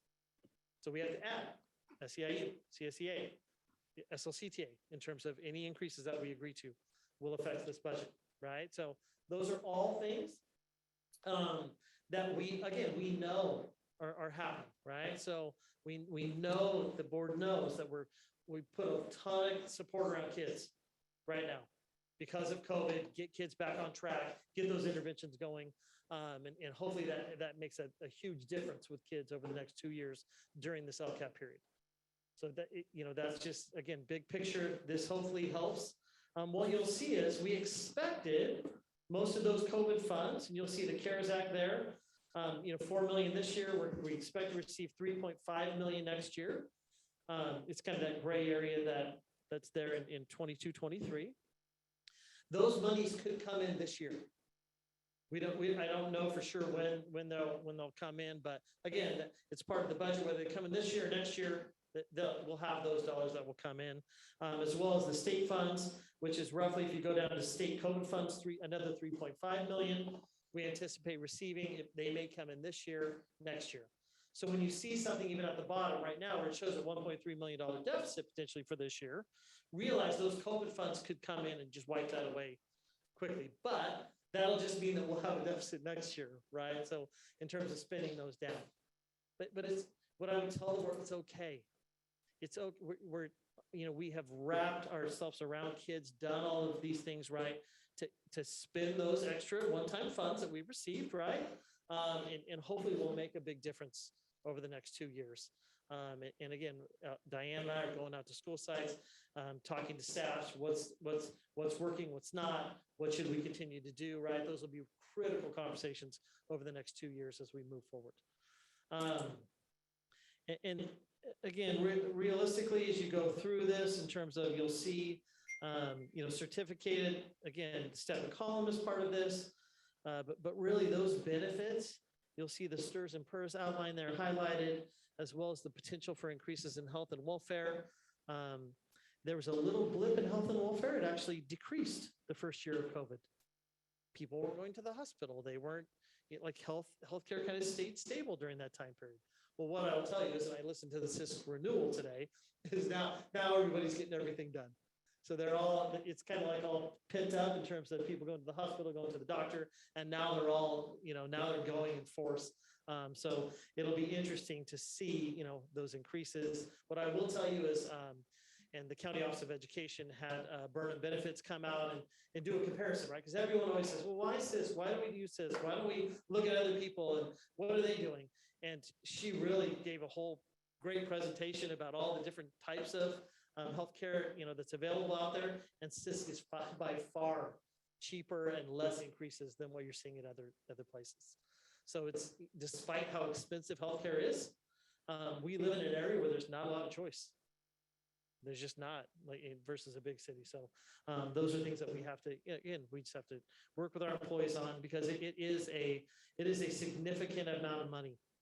And we're talking to our employee units as we go through these negotiations. And again, just into the bottom line, you'll see a couple of big years in terms of surpluses, but those quickly in the out years become deficits, large deficits, right? So we will spend those dollars quickly on all of the people and resources that we put at our school sites. So in the past, we've done a great job in the school district of using attrition to work through this, right? And so that's something we're already having conversations about right now. So as we move forward over the next 2 years, what are ways that we can begin this process of attrition so that we don't have layoffs? We never, that would be the last thing that I would want to bring forward to you is laying any employees off. So the more we can, move forward and kind of keep people, again, we have positions, we have openings that people can move into, and we work with them. Over the next 2 years, we'll be doing a lot of that work as a school district, and I'll be working closely with Dan Block. This is Roger, and then Mr. Bruckman. To be clear, when you talk about realizing savings through attrition, and we have seen several years with large retirements, but in this year, I don't think there are a lot of people indicating that they're going to be retiring. Then I just want to be sure, are you suggesting that going forward, we might consider incentivizing retirement? No, I'm not saying that. Okay, I wanted to be clear about that. Yeah, I honestly, if it paid off, if it was something that would make the district money, would be a good thing, potentially. I don't know that we're in a position that we want to lose employees. We can't find them. It's not, especially in some classified areas, bus drivers, paraeducators, food service workers, like, I mean, there's some. No, we don't, we have a hard time filling Right, those so- positions currently, but I'm thinking in terms of our certificated staff that, And there's not enough. I mean, we had some big years where we had a lot of retirements that the board probably knows, right? You've seen the, at the end of the year, Mhm. the retirement celebrations, types of things. It's much, we're getting to a point now where it's much less. You know, the kind of wave has gone through now for the last few years. And then ultimately, those savings that when somebody retires, that the district receives, that just goes to the other employees, right? It just helps us keep programs going. So Right. you have to be careful of taking that savings and giving it to people when they're leaving versus just, you know, getting that savings as a school district. And that helps us, you know, in terms of. there was a time when we did incentivized retirements. About 9 years ago. And then we brought in more younger teachers. But we were paying off that incentive for a long time, as I recall. It took a while 3 years. for that to even out. Okay, thank you very So when I much. say attrition too, look, again, it's employees that can take other jobs in the school district that are open. It's also people who retire, it's people who leave, we always look for ways that we can't take. If we're gonna, you know, cut expenditures, cut personnel, that's the way we want to do it, right, through this time. So, and we'll continue to look at that as we move forward, while keeping the support that's needed, right, at our schools for our kids. It's a balance. Okay. So if, I'd like to make a motion, Chris, to accept the resolution, or are we You know, not there can- yet? I'd like to go to the public Okay. first, I and then hold that, and I'll come right back to you. Is there, Mrs. Dawson, is there anyone from the public that would like to address the board on this item? Seeing no one, I'll bring it back up. Mr. Buckman, you had made a motion. Yeah, I'd like to just make a comment too, though. As I went through this, for the first time, I realized that there's like one department, one thing that absolutely touches everything. I mean, it's like pencils, people, flagpoles, I mean, everything. And it's this, preparing this budget. And there's just like so much going on. I'm amazed. I mean, I looked at it, it averages out about $110 million a year, which is, I understand, is pretty comparable to San Luis City's budget. And that just amazes me. So with that said, I'd like to move approval of the resolution, Chris. Sure. We have a motion by Mr. Buckman, a second by Mrs. Roger. Is there any further discussion from the board? Ms. Dobler-Drew?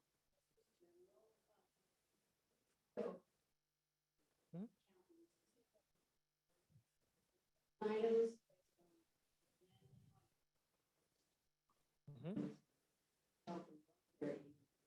In other items, there's no.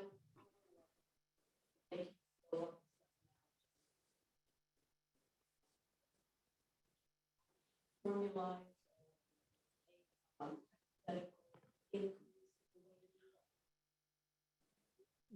It's a balance, you know, in terms of that. So some of the things that, yes, that you know they're going up a percentage, though, you know, as we move forward.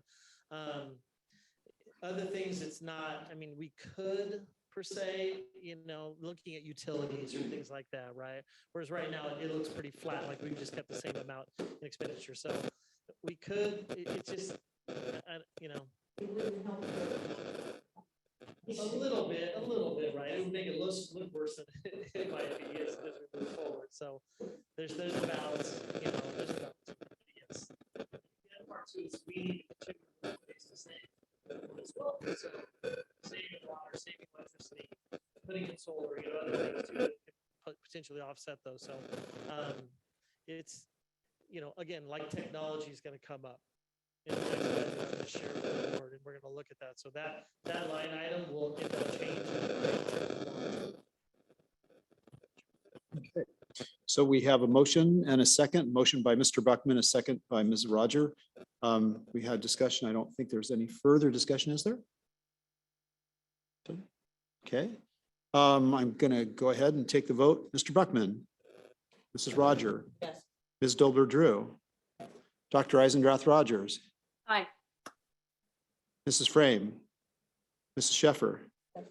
And I'm a yes. Motion carries 7-0.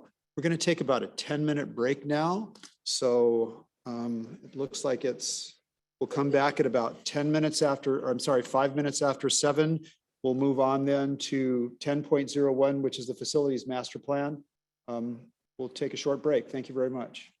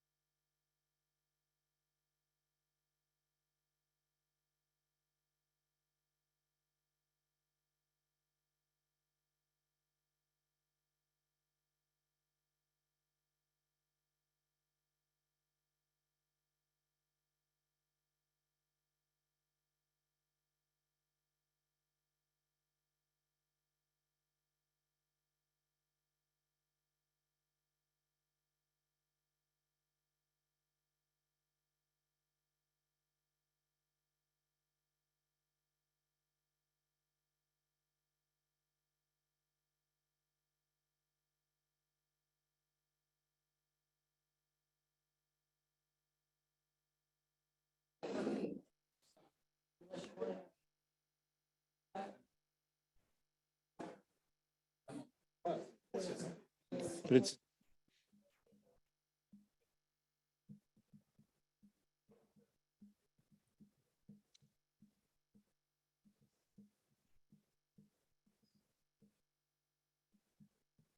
is everybody ready? Jeremy, you guys ready over there? Okay, let's come back from recess and resume the meeting. We're on item number 10.01, which is a facility master plan approval. And Mr. Pinkerton, I think what we're looking for here is the approval of the approval and the acceptance of the document. And then I'm sure there'll be conversations about what the content of it is, but the intent is not really to change the content. The intent is to say, whoa, really, because that's kind of what it is. I'll give you the rundown. You're So we- good to go, sir. As the board knows, you spent a few hours on this plan where we went page through page. So I want the public to know that what seems like maybe a quick approval tonight, whatever fast, that in reality, we spent a lot of time on this document, going through every single site, looking at every single page, budgets, prioritization. So I am going to still give some information, synopsis about what this plan is, purpose of it. And then we have Gary here, who is the architect who put this plan together. And I want him to just let you know and let the public know kind of what went into this process and putting this document together. He is here to answer any questions that I can't answer that the board has, as well as Mr. Holcomb, our Measure D advisor is here as well to also help the board in any way that you need. So just a big picture. So facilities, let's just start there. So we have numerous school sites in our school district office. We have 2 unused school sites, Morrow Elementary, Sunnyside, right, as well. We have Bellevue Santa Fe, a charter school at one of our sites. We have our BG&T office as well. So a lot of sites, and so a lot goes into that. And so there's different plans that the board has heard of that we've talked about before. One would be our 10-year deferred maintenance plan. So you might remember, I believe it was last summer, Rick, I lost Rick's last name. Rick Stimson, I was thinking Mayfield. Rick Stimson came to the board and kind of walked through it, the 10-year, kind of deferred maintenance and needs that we had, from furniture to fire life safety to putting in new flooring and roofing and plumbing and just all those things, right, that we look for. So as a school district, we put aside 3% of our annual budget towards deferred maintenance. When people look at, why do you have to do school bonds? Why do you have to do for those things? So just as a picture of that. So again, 3%. So let's say that's $3.5 million that goes towards deferred maintenance. Well, what I would tell you is that 2.1 million of that is people costs. So maintenance workers, people that go into our deferred maintenance budget. So it's not just all projects that we use that money for. It's actually a large portion of it is people. So that leaves about 1.2 million aside for all other things related to maintenance, right? So, we have a Falconer at Morro Bay High School that costs $100,000. We have fire, we have to do annual fire extinguisher checks, 25 grand, right? You start going through some of the, our pools, to maintain our pools, $150,000 a year. Both pools at both sites, right? So there are costs associated with all those things. So I don't want you to think that 1.2 million is just, hey, oh, great, we can do projects with that. When in reality, it's a few roofs. It's maybe a playground, at a school site. It's maybe an asphalt project somewhere, but very little gets accomplished on an annual basis with deferred maintenance. Now, our board has been very good about putting money into Fund 40 and adding to that over the past 4 or 5 years, where we can do more projects, get more done, but it's nowhere near the potential costs associated with having to update or modernize our schools. And so again, we have that plan. We update our deferred maintenance plan annually, constantly, right? BG&T does that, building grounds transportation, that is. But this tonight is kind of a 10,000 view look at all of our facilities and the needs of our facilities. So we did this as a school district back in 2013, I believe, right before Measure D. We, again, all of our sites, what are the needs? At that time, it was PMSM, put that together for us, did a whole plan. So cost, escalation, And it's interesting because I remember looking at it back in 2014 and even with Mr. Holcomb, right? And we were, there's no way escalation, the cost of things, long-term that PMS had been put in. And in actuality, it's like, I mean, it's almost like precise. Like it went up that much during that time period in terms of overall costs and expenditures. So, I mean, it was just crazy escalation in terms of price, even since 2014, right? So we felt it was time. We've done a lot of work at our 2 comprehensive high schools, got a lot accomplished with Measure D at all of our sites. So we've painted sites, we put in new asphalt, new playgrounds, we put in new phone systems, new safety systems, right? We put in a few fire alarms. We've done some things through Measure D, but for the most part, almost all of those dollars were put towards San Luis Obispo High School and Morro Bay High School, which was really the main focus and priority of Measure D in the first place, right? And so that's our goal, is to finish those projects and kind of produce what we told the public we would do with those dollars. But again, it was time to look at the overall, in terms of looking at the sites now. So where are we at in terms of middle schools, elementary schools? And so, we updated our facility master plan. Now, what I will tell you is that, yes, I'm going to ask the board to approve this tonight. But what I will also tell you is it's going to be changing. There's still things that are going to change in it, such as TK and where the TK buildings will go and the sites. And so this gives you some funding and costs associated with that. But when you look at the site plans, when you look at some of the other plans that are there, just know that it's not like this exactly. That's exactly what the board, if you approve this tonight, that's what we're doing. And no. There's still, this is just a picture of what it would cost to modernize these sites. Okay. So for example, I will tell you, like we left out Taylor Field. So in the facility master plan.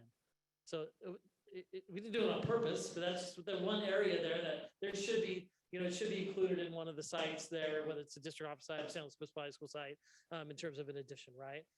And then TK, I know Gary went through, and we can talk about this, and added some things for TK, but we still have to go around to school sites, work with them. Where's the best placement? There's just still a lot that happens. But this just gives you that overarching view of the work that's needed at sites and the amount of money potentially that it costs to do those modernizations, to do that work at those school sites.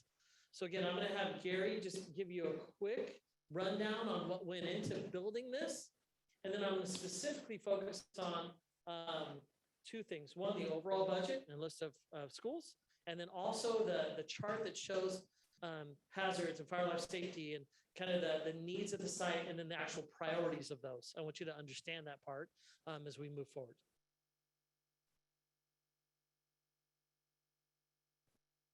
Okay, thank you, Ryan.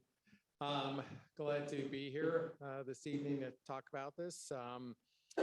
So let me tell you how this whole thing, kind of the step-by-step process that went through to develop this. So we started late last summer, started by walking, and I personally walked every single site in the district, saw almost every single room, walked, parking lots, asphalt, looked at playgrounds, all of it.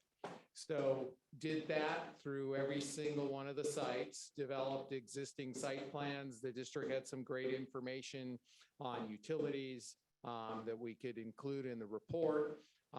From there, we started to rate each of the sites. So we went through a rating system as to a number of things from ADA access all the way through, structural aesthetics, food service, and rated everything. So we had a feel for, which schools needed more work, which schools rated lower, which schools rated higher.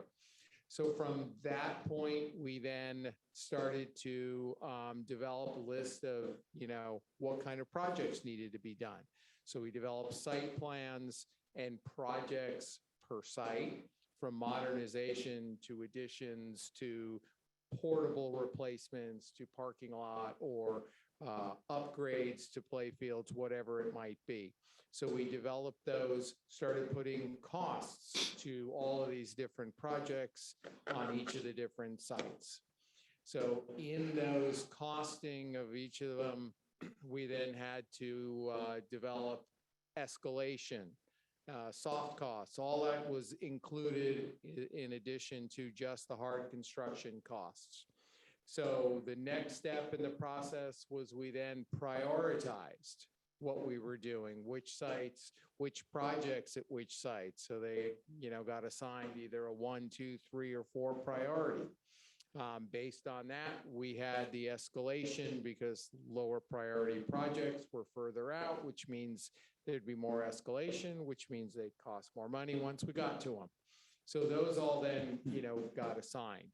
So we took all of these factors and then put it all into a final document that show, site plans for each site with a list of projects, with the costs for the projects, with all of the markups and escalations and contingencies on them.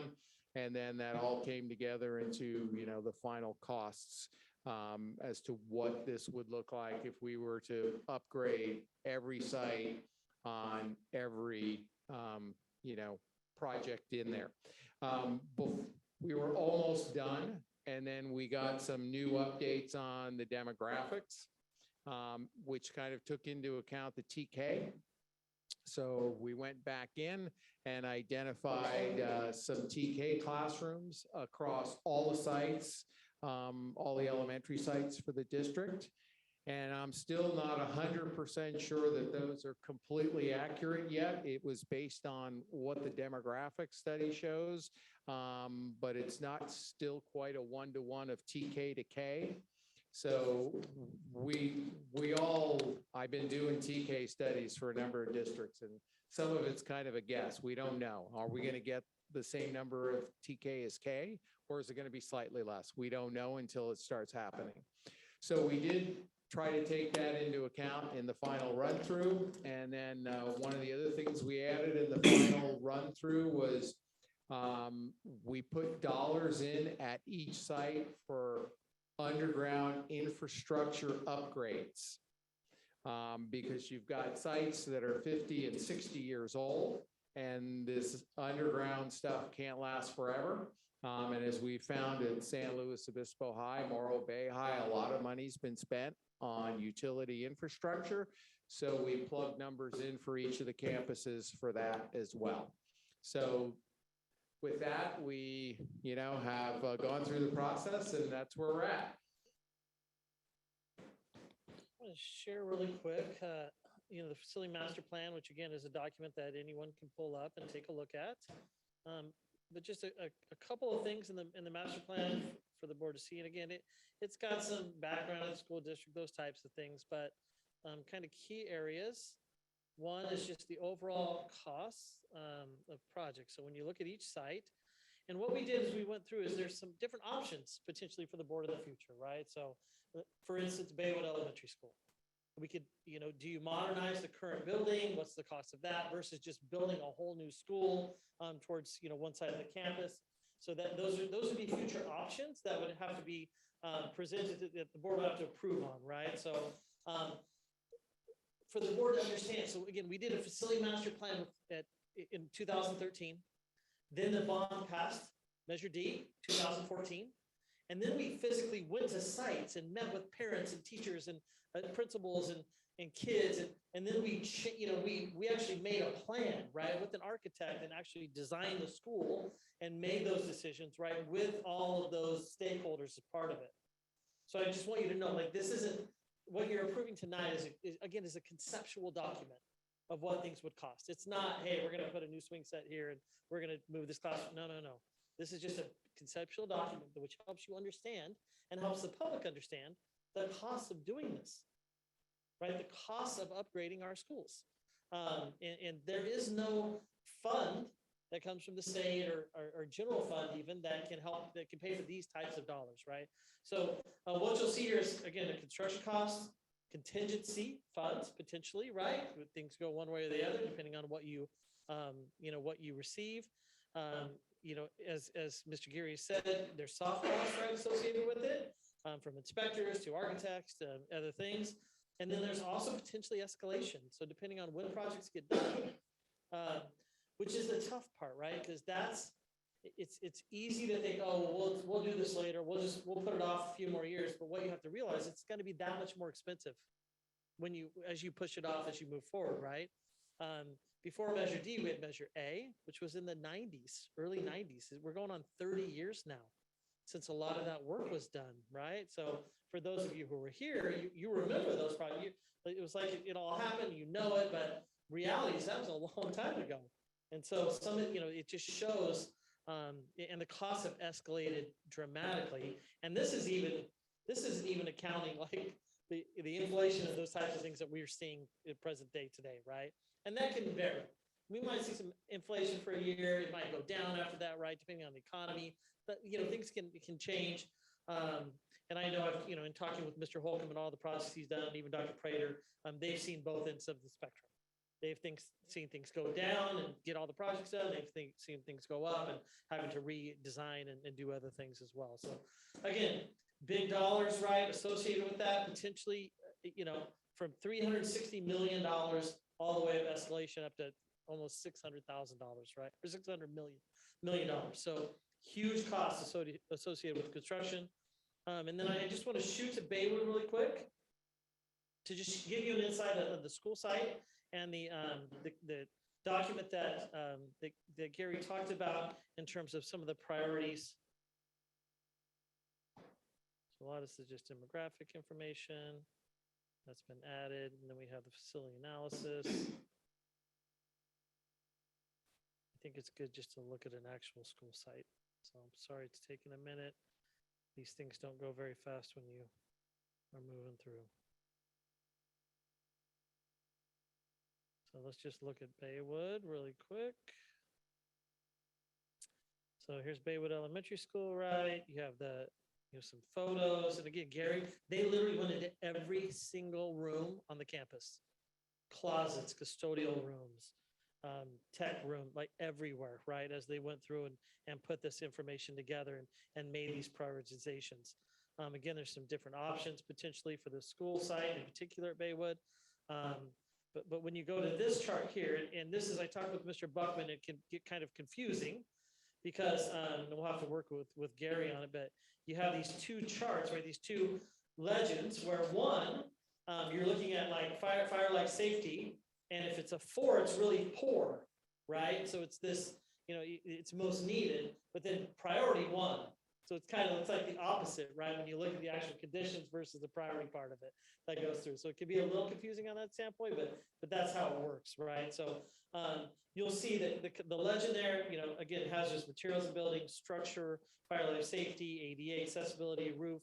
So when you touch a building, when you go to modernize something, you have to do all of these things, right? You have to bring it up to code at that point. So it's not that our current buildings are unsafe or that they don't work. I mean, we're here today, right? But codes have changed a lot in 30, 50 years. So to bring it up to code, to have those things, it's something that becomes a priority. So you'll see, again, like the main building in this case had the worst numbers in terms of those facility conditions, right, ratings. And then that's why it's the number one priority, right, would be to modernize that main building on the school site. And then you go multi-purpose room, right? And then some of the relocatables as well. So that's kind of as you go through this, as you look at the document, just to make sure you understood that part of it, I thought was important. Other than that, kind of key things that happen when you do a facility master plan like this is people, they read this and they start to think of things. Well, what's the 6th grade Laguna potentially? And then are we going to close the schools? Are we going to do? So again, you'll see there's no closing school sites, right? Every school site that we have, even our unused sites, are in this.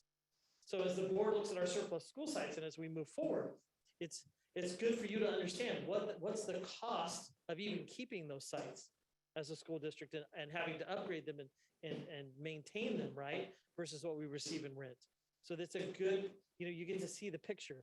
because we bring groups around, we talk to them and they can't believe, no, there's no way, it doesn't cost that much. You can't, you should be able to do these and it'll be fine.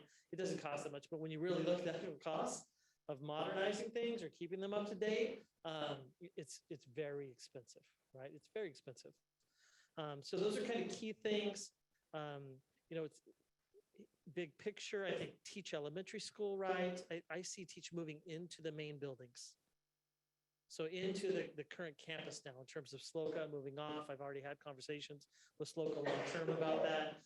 Whether that facility is then used for adult education, something else as well, right, along with Teach, right? Those are things that you'll see Teach has modernization budget, those types of things. So that was one that came up that I had heard whispers about, people worried about it. And I just want to set people's minds at ease that no, that's not part of this plan, is to close that school site. Other than that, again, there's a lot of need, right? I am so thankful with Measure D that we've got a ton of work done. And our 2 comprehensive high schools would have added a few hundred millions of dollars, right, onto this had we not done Measure D. Had we not done that work when we did, those dollars, that would probably, instead of being $200 million worth of work, would be 3 to 350 now in looking at this master plan.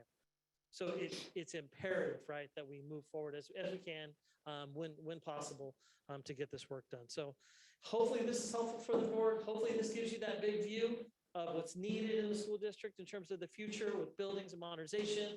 And it's just another step in us, again, being prepared, knowing what our facilities hold and what we need to do to move forward as a school district. So, Mrs. Sheffer.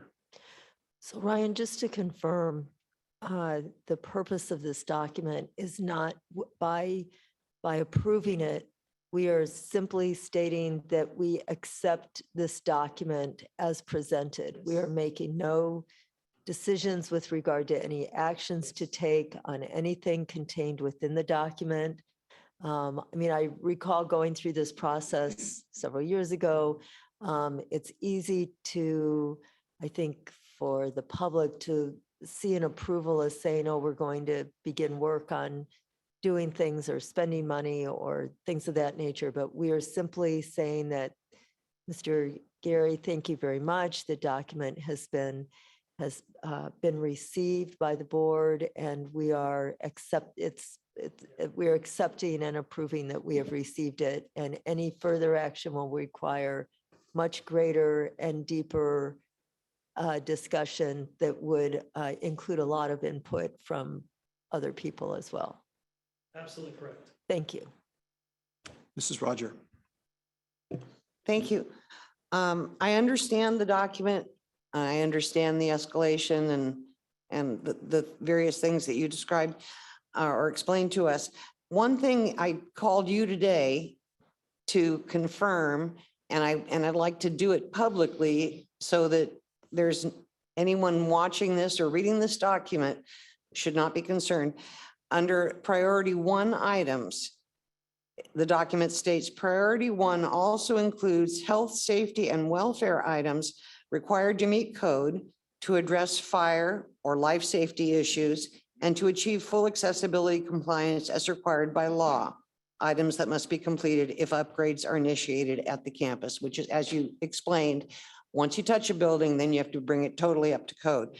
But I just want you to reassure in the public view that there is nothing about any of our current condition of our campuses that endangers the health or safety or welfare of any of our students or staff. Absolutely correct. Thank you. Yes. Mr. Buckman? Yeah, thanks. You can still drive a used car and get kids to school. Still runs and gets them to school, right? Versus having that new car, which is nice. But yeah, yeah. An escalation would be if you could buy that new car now, or you could buy it in 5 years, but the price won't be the same in 5 years. Exactly. So this was just great reading, along with the many hours of other reading that we had. This meeting, but this was actually enjoyable and I appreciate it. One of the things that occurred to me, and I also spent time talking to Ryan, so my questions will be much shorter tonight on this. But one of the things that occurred to me was the students at the schools and the community, CSBA sort of started to point out the climate change aspects. And I'm just, at some point, is it going to take a whole lot to add things like, and I have no idea what it takes to hook up solar, include solar energy, or at least a plug somewhere where you can go from outside to inside. So preparing for the changing world that's coming up. Yeah, that's a great question.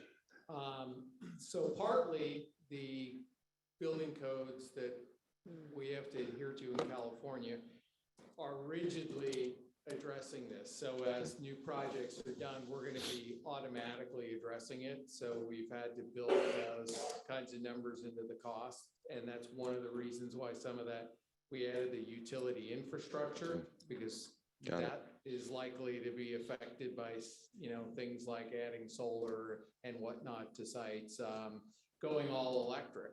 That's, the state is going to move us to all electric. So we're not going to have gas-fired mechanical units anymore. So a lot of this, landscaping, zero, water uses and stuff like that. So yeah, we've taken that kind of stuff into account. Okay, that's great. Thank you. I guess, anybody else?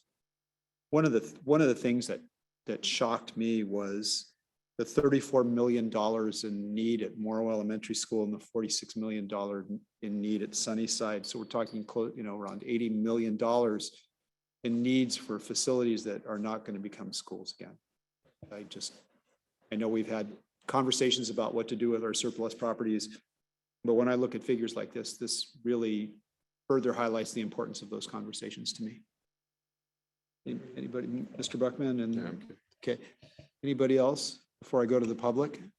Is there anyone from the public who would like to address the board on this item? Okay, seeing no one, I'll bring it back to the board. We would be making a motion to accept the facility master plan. I would make a motion to approve the facility master plan as presented. Is motion by Mrs. Sheffer, second by Mrs. Frame. Is there any further discussion? Okay, Mrs. Sheffer. Yes. Mrs. Frame. Mrs. Roger. Dr. Eisendrath Rogers. We'll come back to her. Ms. Dobler Drew. Mr. Buckman. Yes. And I'm a yes. Motion carries 6-0 with 1 no vote. Thank you very much. Thank you, Gary and his team. Again, Thank you so A lot of much. time and effort went into this document, as you know, as well as our VG&T staff.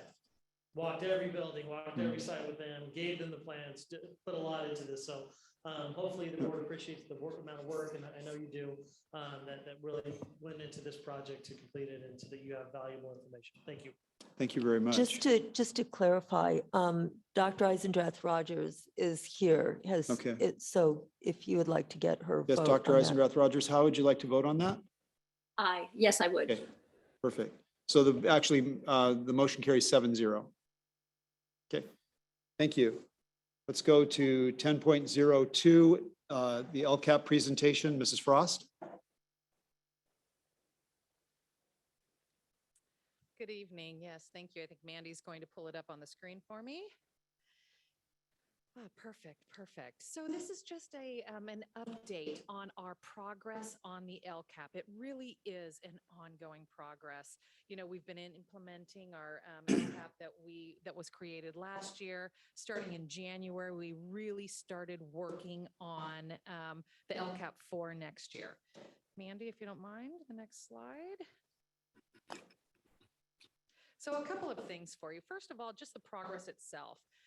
We are doing quite a few group presentations. Ryan has talked a number of times about the presentations that we're making at every site across the district. We also are going to DLAC. Mr. Mayfield has really spent a lot of time working with that group, our equity leadership team, our PTA leader groups, LCAP advisory, which I'll talk about in another slide.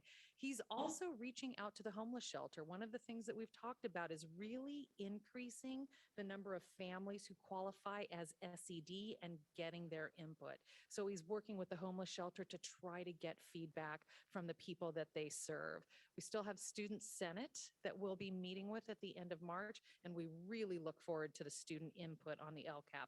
I think you all know that this is a really impressive and connected group of middle schoolers and high schoolers, and they will give us feedback about what they want to see in the LCAP. And then we have just a couple of remaining schools to go to. We get feedback in these meetings, and the board is going to get some really specific feedback, but there's some broad areas that our groups talk to us about. They talk to us about the budget. Mr. Pinkerton does a really transparent job of talking about the budget. He talks about a 10-year plan. He talks about one-time funds, the COVID funds that we talk about so much. They also ask a lot about TK implementation. And I think Mr. Mayfield, again, is doing a great job of getting that information out, but our sites want to know what that means to them. So really rich conversations around that. We talk about curriculum. We talk about social emotional supports. We still hear that from our staffs and from our families. And then in particular with our DLAC, we still hear about transportation. We hear about interventions, and we hear about after-school supports. We are going to be getting more and more feedback, but this is just kind of an early idea of what we're seeing. Mandy, next slide. Thank you. I do want to remind you about our LCAP advisory group. This is a really critical group when we talk about creating an LCAP that takes into account information from all stakeholders. There are principals, teachers, parents, and we even have a couple of students on our LCAP advisory. They develop the LCAP survey annually. They disaggregate all of the data they receive, and then they create the overview document for us that Rick and I look at, that we share with the board, so that you can really get an idea of what our stakeholders would like to see in the LCAP. Next slide, Mandy. All right, the LCAP survey. I have the next slide when we get to it, we'll show you an actual survey question, and I'm hoping that it's something that the board has already looked at. But we ask our parents to give us feedback, all of our stakeholders, our teachers, they all get the same survey in 3 areas. We want to know about rigorous, relevant, and engaging instruction. We want to know about multi-tiered academic support and the intentional culture of care. And we will ask them really specific questions about this. Mandy, if you go to the next slide, it gives us an example of one of our survey questions. So if you look carefully at this, our district puts supports in place to positively impact student success. Which of these areas do you feel needs improvement? Check all that apply. And if you look down that list, it's a really expansive list of supports that we offer our students, and they have multiple choices here. At the end of each of our questions, they also have an open opportunity to just share their thoughts with us, which I think is really important when you talk about, the variety of responses that we can get from our parents and the specific needs that all of our families have. All right, next slide, Mandy. So our survey closes on March 25th. So we have about 2 more weeks. And this is early feedback that I'm sharing with you. In fact, it's feedback from last week. Last Wednesday, we had about 209 surveys completed. We're up to more like about 260, 270 right now.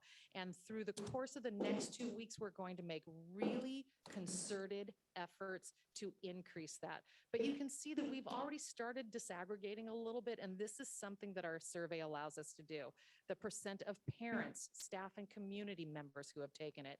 Is it elementary, middle, or high school? And then you can see also that we can identify by subgroup. So 14% of our respondents identify SED, 15 EL, and 2% as foster homeless. Those last 3 points, we're really wanting to increase. Mr. Mayfield in ISLA is going to send a parent square out with the survey link to just our EL families. We've talked about getting our family advocates involved. Who are the families that they work with? Who can they reach out to and ask them to complete the survey? Describe to them how important it is for us to get that feedback. So again, we've got 2 more weeks and these are early responses, but it kind of gives us an indication of what we should do with our time over the last couple of weeks. And then that next slide, Mandy. You're going to have a number of more presentations, and this roadmap just kind of gives you an idea of the number of times that I'm going to be coming back to board meetings, Rick and I, just to talk about the LCAP, to show you the feedback that we've received, talk about the themes, and eventually get into the actions and expenditures in the LCAP for next year. So that's what this kind of shows you. And then the next slide, Mandy. A link to our LCAP survey. So I'd love to get this out in a presentation. It's my opportunity again to ask our public to take this survey. And then on the right, I think it's important to know that we have a lot of information on our district website about the LCAP. There's a video that Mr. Mayfield has created to just talk about the importance of it. Each of those links talks about either an overview in English and in Spanish or the actual LCAP from last year. So anytime parents or stakeholders want to get information, want to see what we've done in the past, it's available there for them. So again, I'll be back again in a couple of weeks to talk about our progress out of LCAP, but I'm happy to answer any questions you might have right now. Questions from the board? Mrs. Roger and Mr. and Mrs. Frame Thank you. and Mr. Buckman. Mrs. Frost, I just wondered, the LCAP advisory group, I wonder how we go about building that group and who's on it. So Mr. Mayfield will reach out to all of the principals, and the principals identify people from their sites. We have, from all of our sites, we have, like I said, several principals. We have parents who are members of our EL community, as well as parents who are not in the EL community. We have students, and I'm not exactly sure how the couple of students we have were identified for this, but we really rely on our principals at the sites to get teachers and families involved on the LCAP advisory. Thank you. Mrs. Frame?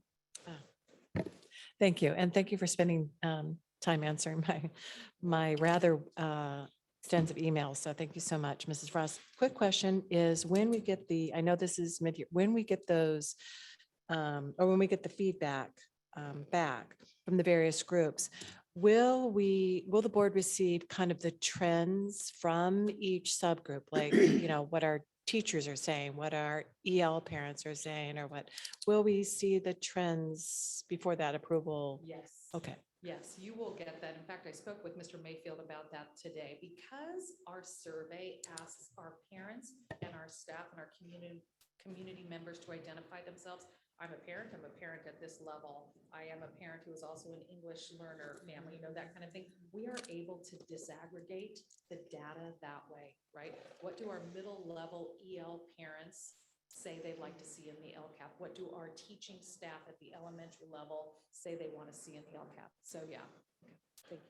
So if I can piggyback on that, somehow I envision somewhere within the administration that there's going to be a spreadsheet, which is going to be a respondent and then subgroup A. And I'm just wondering if that, when you get all that data, if that's the way you're going to disaggregate, if you could share that at least with me, and maybe the rest of the board might be interested. Yeah, I think we would be able to share that with Is you. that- Okay. Yeah. That'd be great. I don't want to ask for on behalf of the. Yeah, I was going to say, is I- that something that's going to be, Yeah. that's going to be an extra duty for you guys? I'll have to talk to Mr. Mayfield about Okay. exactly how time intensive. Yeah, would be because to put that, together. Yeah, so let me, Yeah. so I can't, thanks, Krista. Let me just, again, so if that's going to be something that you do, then I'm hoping to see it. But if it's not, then, but I'd almost like to see it down to that level. So if you ever get there naturally, Yep. Okay, then that would be great. Also, when we get percent, if I could, so parents are 59%, I'm not great at math, so like that's 60 parents or 30 parents. So when you present this, maybe if that's. Oh, you if- whole numbers, We've talked about this before, and that would help me. And then what I've heard not from a big group, but I've heard from some parents that for EL parents, Parent Square is not working, and I'm not sure why, and they're just not, they're not finding it useful. So when we look at this, and it's probably too late this year, but maybe as we do this, I'm wondering if parent communication is not something that the LCAP should be looking at. I know it shows up every year, but I'm not sure it's something that we're surveying. So I hear what you're saying. I'm not entirely sure that it's in there, Okay. but I can look and then also plan for next year, because I think that's an important question. How best would you like to be communicated with? How best can we get your feedback? Okay, is anybody else from the board have questions? Otherwise, I will go to the public. Is there anyone from the public that would like to comment on this item? This is not an action item. Okay, seeing no one. Thank you very much, Mrs. Frost. And we're off to 10.03. This is an action item. Mr. O'Connor will be presenting this, I believe. It's our A to G Completion Improvement Grant Program. And this would be the second reading of it and the approval of the plan. Is that not correct? That's correct. Okay, great. And Mr. O'Connor is joining us from a recruitment visit right now, so you right. may look a little funny where he's Exactly. at, but he's trying to hire the best and the brightest for San Luis From- Coastal. From a Yeah, secret hopefully- location somewhere in Southern California. Yeah. Can you guys see me and hear me okay? Good evening, board. can. Awesome. Thank you. Mr. Block is in the other room, and he's in the main conference room. We're here at Cal State Fullerton this evening for a recruitment fair. And so we're meeting wonderful candidates, and we're excited to hopefully bring candidates back for the interview process for our district. So thank you for supporting our outreach at this time. And we're keen to bring quality people to our district as always. This evening, I'm going to talk very briefly about the A through G grant that we had the first read at our last board meeting. Since we last met, I reviewed the grant also with our site principals at the secondary level. We got final confirmation with regard to the grant amount. I believe it's approximately $288,000. I fielded some questions about data and would be able to report back in the coming years with regard to A3G completion, AP passage rate, and then our outreach to the community. And those will all be available to the board in our updates on data in the coming months and years with regard to this grant. And this is a second read so that we can then submit it to the CDE for approval, please. Okay. Comments from board members? Questions? Anyone? Okay, this is an action item. Mrs. Dawson, is there anyone from the public that would like to address the board on this item? Okay, seeing no one, I'll bring it back to the board for a vote. Would someone like, Mrs. Frame is making the motion. Who would like to second that? Second by Mrs. Roger. Sorry. Okay. So we have a motion by Mrs. Frame, a second by Mrs. Rogers. Is there any further discussion from the board? Okay, seeing none, Mrs. Frame, Mrs. Roger, Mr. Buckman, Mrs. Sheffer, Dr. Eisendrath Rogers. Aye. Ms. Dobler-Drew, and I'm a yes, motion carries 7-0. Perfect. 10.04 SLC USD Youth Sports. Back to you, Mr. O'Connor. Well, it gives me great pleasure. I'm joined this evening by our district secondary TOSA, Jane Hawley, who will help guide our process and our presentation. I'm also joined by two amazing principals at the elementary level, Mr. Aaron Black and Mrs. Jessica Miller, who will help in our presentation. I've had the pleasure and opportunity to work with Jessica and Aaron and Jane, but I've also had the pleasure of presenting here to the board. And tonight in this presentation, I've had the opportunity in the past to talk about data with regard to secondary students, but here our focus is on our elementary students. And specifically, how do we connect our elementary students to our elementary schools through sports? as a medium and as a conduit.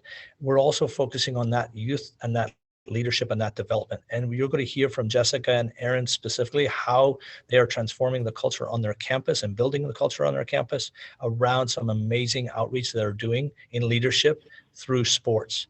And so if I could turn it over to Jane, if she could share the screen with the presentation, please. You got it. I'm sharing it right now. Thank you.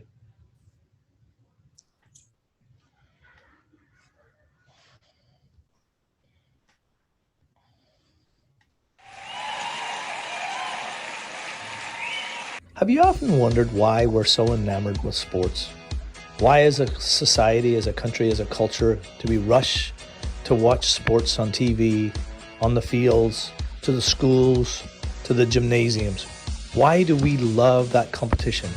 It was like just really fun in general, just to learn the different fundamentals and learning in general. It was really fun, and having the team to play with you was fun. I got to interact with my friends and others. I got to learn some new things about basketball I didn't know before. I learned how to work more as a team, because in the school basketball team, I know some kids aren't going to be playing more than others. So now I know if they're not playing, then I can pass them the ball when they are playing if I'm playing. I really enjoyed it because I got to play with my friends. It was kind of hard at first, but it was really fun at the end when everyone was working together and having fun. I learned about where to stand, and I learned a lot about how to shoot better. I think you should join because it's really fun, and you get to work with people and play together, and you get to meet new people. So I'll give you a little insight into some commentary by our students and some visuals of what we've done in past years, pre-COVID. It seems like forever ago that we got to see kids running around tracks. But I want to give total credit to our superintendent, Dr. Prater. When he sat down with our leaders in our elementary level and our secondary level and shared a vision for what youth athletics and leadership could look like in our district. And he really brought to our attention the development of young people. He sounded out our mission to develop that district-wide equitable elementary sports program that really engages students and makes sure that they have academic achievement. And also the development of leadership skills is so vital to that growth. And as he laid out that vision and we started to work on a timeline of bringing this to your attention, I wanted to share with you some key dates. If Jane, you could move to the next slide, please. So back in the fall, as Dr. Prater met with Aaron, Jessica, other leaders in our district and shared the vision for youth sports and leadership, we really took it upon ourselves very quickly as leaders to pull together a task force. And we met in January, and then we followed up with a meeting with our executive director of our foundation and started to take movement toward and steps towards developing out that vision and mission that Dr. Prater had shared. We met with cabinet, then we met with the elementary school site principals. We met just recently with our foundation opportunity task force, and we find ourselves here this evening in the middle of March to bring this to your attention. Obviously, with your blessing and your direction, we hope to be able to provide more leadership toward our sites through the months of April, May, and June as we develop and flush out key details as we move into next school year. The key players on our task force couldn't do any of this without amazing leaders in our district. You've got Mr. Mayfield, our elementary director, principals like Jessica and Aaron, our D. Lancaster, our tip mentor, who had a former career as an elementary PE teacher, obviously wanting to make sure that we include City and Coast with Heather at the middle school, leaning into athletic directors, former assistant principal and former elementary PE teacher, Mr. Frost, Greg Kramer from Bishop's Peak, who had many years of experience at elementary, and of course our district TOSA, Jane Hawley. As we work together, we put together really key pieces of information that we want to bring to your attention. I'll turn it over to Aaron and Jessica. Yeah, thanks for having us tonight. We really appreciate it. The first thing, looking at three kind of diagram here of 3 components that can help this youth sports program work. First one is kind of the relationships. And as you heard some of our students talking about their experience over the last couple months of some basketball games that Jessica and I and Brittany from Hawthorne put together with Los Osos Middle School. The relationship piece, them working with their friends, being a part of a team, coming together as a team, which supported them in the classroom. But I think the biggest part is their relationship that they build with the school and the engagement that they have and the pride that they take. So I think that's one of the pieces. And I can definitely add to that. I think one of the biggest things that we're seeing from our kids just playing the last few months here, basketball at our schools, has been those positive outcomes, as Aaron said, building that connection with everybody, really something that they can work for on campus and that they are excited about on campus again. I know coming back from COVID, it's been such a weird year. And we had so much interest in our basketball team, and kids who have never played before, never played organized sports before for that matter, came out and, you know, learned about the sport. They learned how to be a teammate. They learned how to be, you know, part of a team and work together as a team, learned how to take direction from a coach. So all of those things are part of this that I think are really building and setting up our students for positive outcomes in the future and really changing, you know, their involvement in school from here on out.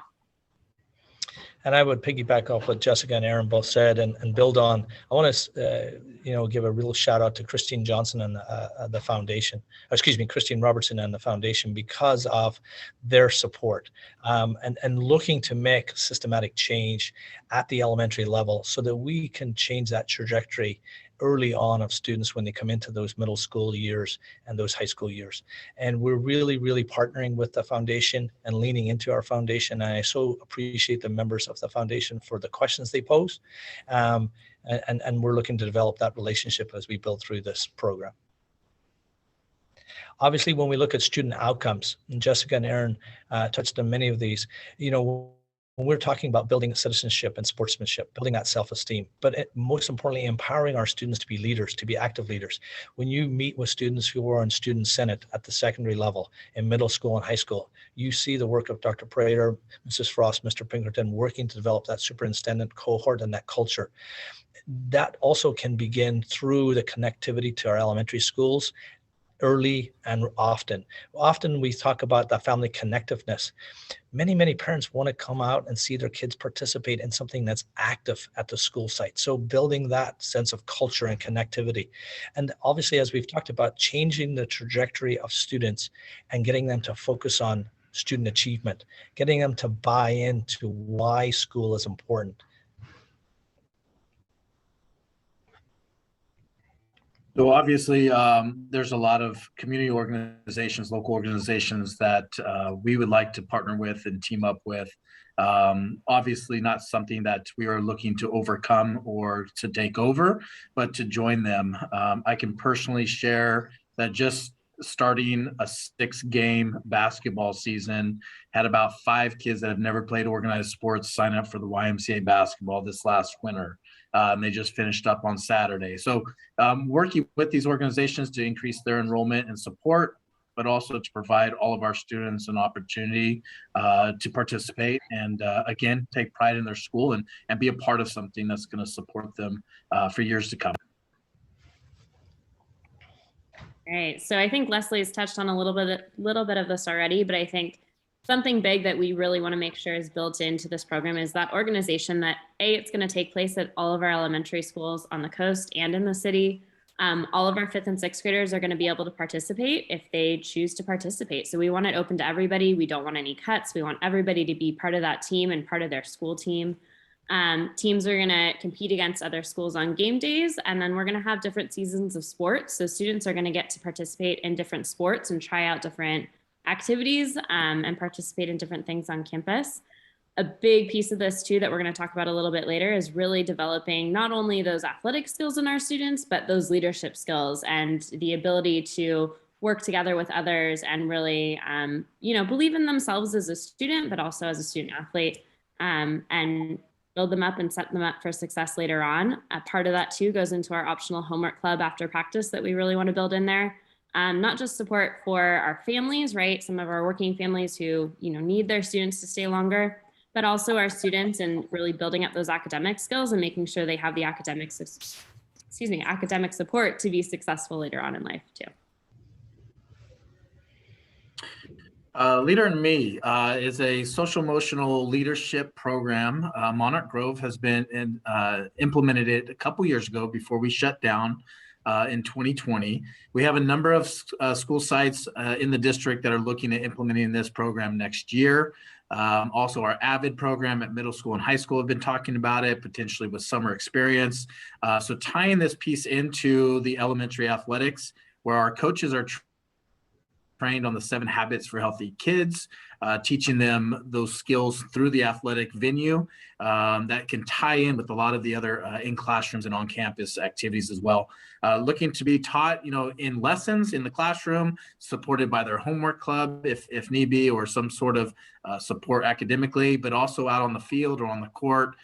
Those skills that can help develop those students to be a leader of themselves and really take charge of what they're doing in their decision-making. Looking at, hiring coaches, teacher coaches, and also assistant coaches that can help run this program and support our students in this fashion. Really exciting stuff right here.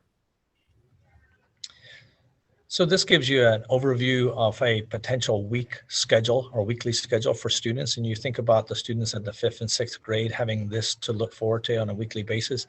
Obviously working in partnership with the school sites. Practice, perhaps maybe it's Tuesday and Thursday.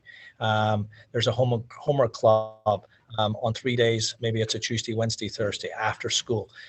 There's the Leader in Me being infused into the opportunities working with the teams themselves. And if you go back and think about developing that leadership, but also that culture on the campus to provide the students with the opportunity to feel connected. And then obviously all kids, they truly want to compete. And so Friday would be competition day. And it's an opportunity for kids to be able to compete against other elementary schools, and we can celebrate their work at the end of the week. It gives kids an opportunity to look forward to something by the Friday. A lot of times there's a lot of other things going on in their life, and we can bring a little bit of joy. That's our goal. And that would sort of kind of be the overview of a week in the life of this program.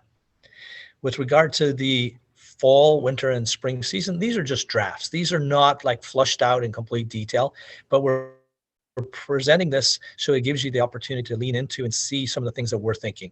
As we think about fall season, when students come back to school, think about Labor Day, September, October into early November, flag football, co-ed, girls volleyball, cross country. As we develop into the winter season, you've got boys and girls soccer and boys and girls basketball. Those activities mirror what they see at the junior high and the high school levels. And then into the spring season. In the spring, you're looking again, perhaps at track or cross country. You see the work that's been done at Slow High with a brand new track. You see the brand new track 3 Measure D at Morro Bay High, the opportunity to utilize those facilities. Softball and baseball, boys volleyball, spring soccer. Again, flushing out those details will be our work at your direction, but we're trying to make sure that we cast a wide net of activities for students so they can play a variety of different sports and not necessarily leaning into one, in conjunction with building that culture on the campus through Leader in Me. I want to say that I've had the opportunity to work with 2 organizations in the past month as we've started to look at this as a possible model for next year. Cal Poly, the Cal Poly Center for Service and Action. Mr. Mayfield and I met with that organization. They have access to grants that are year-on-year grants where they will be a hub, and several of those grants will be made available to Cal Poly students who want to work in K-12 education. They will be able to qualify for up to $10,000 worth of stipends where they're working at our discretion if we partner with them, okay? And obviously with Christine and the foundation, it gives us to develop that partnership with the foundation so that we can really lean into systematic change for students at the elementary level. So as Aaron spoke earlier, the partnership with organizations both on the coast and the city who are impactful in sports is so, so important. We want to lean into that and bring people into the conversation. But we also want to network and connect with Cal Poly, Cuesta, and our foundation to round this out with, as well as our teachers and our coaches in our community. And that's a broad overview, and we'd love to hear your thoughts and take your feedback and answer any questions you may have. Okay, questions or comments from board members? Mr. Buckman. I want to thank Leslie for taking the time while he was driving to talk to me about this. I still just had a couple of questions. Each team only can have so many kids on it and maybe only so many substitutes. So Leslie, what happens if we have more kids than teams? That's a great problem to have, Mark, having more kids than teams. I love that problem. It's like the problem where you have more kids than you have jerseys. You go out and buy more jerseys, right? So what you do there, Mark, is you develop more teams and you create the opportunity for kids, honestly. But I'd love Aaron and Jessica to share what they have done already with regard to that problem, right? That's a good problem. Yeah, sure. We opened it up for sixth grade basketball when we started basketball in December, and kind of reached out to sixth graders just to test the waters, just to try this out. It actually originated just by talking to Carl over at Loams and saying, hey, can I just put a team together to give them something to do and have a little fun? And yeah, sure. And then, branched out to Sinsheimer, branched out to Hawthorne, and then, branched out with about 12 kids, sixth graders that wanted to play basketball. And so we opened it up to fifth graders as well, and probably had about 6 that joined in. And then after that, I know Jessica has a different setup with it, but with soccer now, asking for soccer signups, we have a lot more kids wanting to jump in because they saw the impact that it had with basketball. So students that have never really played soccer, they're all about it right now, want to be a part of it. So it's a really good thing. It's definitely something we can grow from and develop from. So Jessica, what about you? Yeah, ours kind of evolved a little bit differently, to be honest. Our basketball team, we initially had about 40 students who signed up to play basketball, and I opened it up to 4th, 5th, and 6th grade. And then once soccer season came around, I made the mistake of keeping it open to 4th, 5th, and 6th grade, and I had over 80 students who wanted to participate, and so I actually had to limit our teams there, and we're just doing 5th and 6th grade teams this time around for soccer. And it's, a bummer for our 4th graders, but giving them something to look forward to next year. And they're all out on the practice field at recess and lunch every day now practicing. They're getting ready for next year's team is what they're telling me. So definitely something to look forward to, but the interest is there, and we could, field a few teams if we had the ability to do so. Other questions from board members? Mrs. Roger. Thank you. I think this is very exciting, and I think it's a great idea, both as a fun thing for kids to do and as an intervention.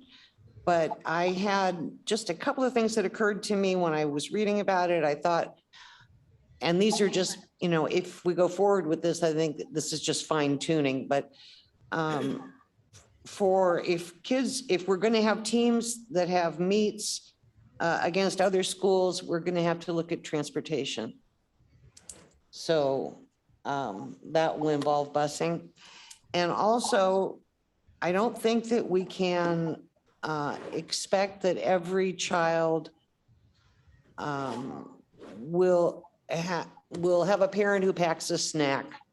And we can't expect children to go from lunchtime and then through a physical activity 3 to 4:30 without giving them something to eat. So I think through food services, maybe we can provide snacks or something so that, take the edge off for them. But those were the two things that occurred to me. Otherwise, I'm excited to go forward with this if it has the board support. Mrs. Ray. Yes, Leslie, thank you. I had a couple of questions, and maybe I could direct them to Mr. Black. One of the things that occurred to me, I was thinking, since this is geared for our older students, like 5th and 6th graders, what has been your experience with families who have younger kids in that pickup, and what has been the feedback from parents and how they're managing that? Are they doing 2 pickups, or what does that look like? Yeah. First of all, the families have been ecstatic about this. They are all on board. They love it. They love the opportunity for the kids. For me, I had 15 boys on the basketball team, and 4 have ever played any organized sport ever, any type of organized sport. So 11 of them have never had an opportunity to do anything with this. With transportation, we had parents support, obviously, right now, and we really kind of worked hard to get there. I was borrowing vans. I was driving 9 kids at a time. You know, we were able to work that out. Transportation definitely is a talking point that we're as a committee is working toward, and definitely the food and snacks that we were referring to for sure. We can take care of those things. But with the parents with the pickups, I had no problems. They would stay. The younger siblings would stay and watch the games after school. Parents would come back, and we practiced mostly at lunch is what we did during these last couple months. So a little bit of practice after school for only half an hour. So most of the parents would hang out until 3:30 and then pick up their child. I can speak to that a little bit too. We had a few students who went to our after school program. So they went to Sun and Fun or Star, run through the city of SLO.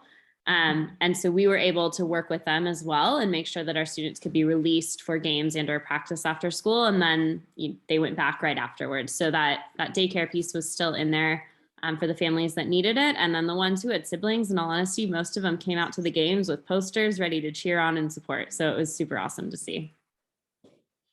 Okay, and a couple other questions. One would be, and this sounds like a great program, speaking to somebody who is anticipating waiting for March Madness, just saying, a little more.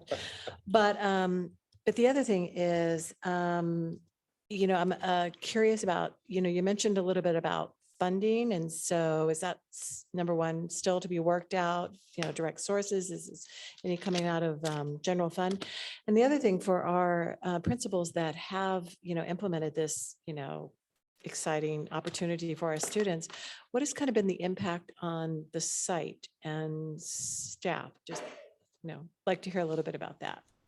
I'll tackle the first question, and I'd love to hear from Aaron and Jessica on the second, because they're seeing that impact on the site level. On the funding piece, obviously working alongside cabinet and at the discretion of the board and through the funding process in partnership with a foundation, we would love to be able to kind of carry this conversation forward and to really put some meat on the bones with regard to how can we support this ongoing for our student athletes and our students and our leadership development at the elementary site. So at your discretion and working with Ryan and foundation, that's something that we can certainly come back to. Impact on campus has been phenomenal. 5th and 6th grade boys being able to gel as a team, the girls as well, being able to gel as a team.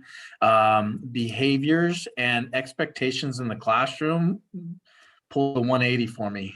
Students that were not focused, were not completing their homework, that were just disengaged, were completely 180 and were focused in class. They were ready to go. They were on time. They were at school every day. The pride that they brought onto campus now, just with a t-shirt of, a C.L. Smith t-shirt, their jersey with a number on it, like that just made it a game changer for them that they were so proud of. How they get along with each other now, the relationships that they built between even just 6th grade boys that maybe weren't connected beforehand. They're all together now. They're hanging out at lunch. They're eating together. It's a different vibe. And I would just say it definitely is changing the culture. It's building excitement. And, my kids already have a name for their rooting section for next year at the gym, what they're going to be called. So I'm just, it's taken a life of their own, and kids are getting really excited for it. So. I think Eve is next, actually. I think Eve, Evelyn, and Mark. Yeah. Okay, back on the possible partnership opportunities, it's mentioned on the right column. Reach vulnerable students and connect them with a team of coaches supporting, etc. I'm not sure what it means by vulnerable, and whether it means like on the edge academically, or if they're shy and sociability doesn't come easy to them. What kind of outreach is done there, or is this a jump on board type of opportunity where you have the students and their families have to reach out and grab it, or the ones that are more reticent? Yeah, go for it, Aaron. Yeah, great question. Definitely a conversation piece that the committee had. That we're looking at trying to bring on board to be that person that connects with our kids on campus at lunch, roaming around, recruiting kids to join these teams. I think the biggest piece is the engagement. From my experience for 5 years at SLO High School, really just trying to get our ninth graders who joined our school into anything on campus, in anything at all, just to be engaged.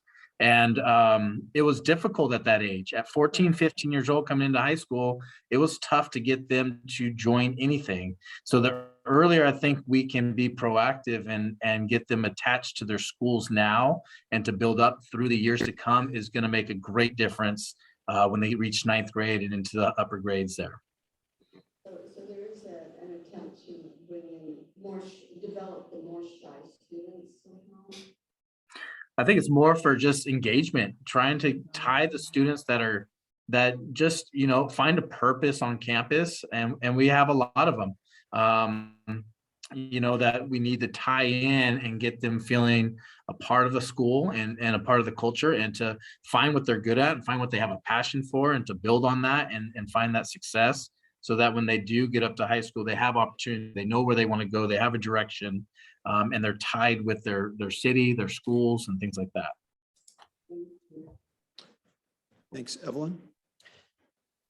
Well, I was just going to ask Mr. Black if I could join the team, but I probably would be a handicap. But anyway, I do have a Anytime, question. anytime, come on. I think he's got a seat in the new rooting section for you already. Oh, thank you.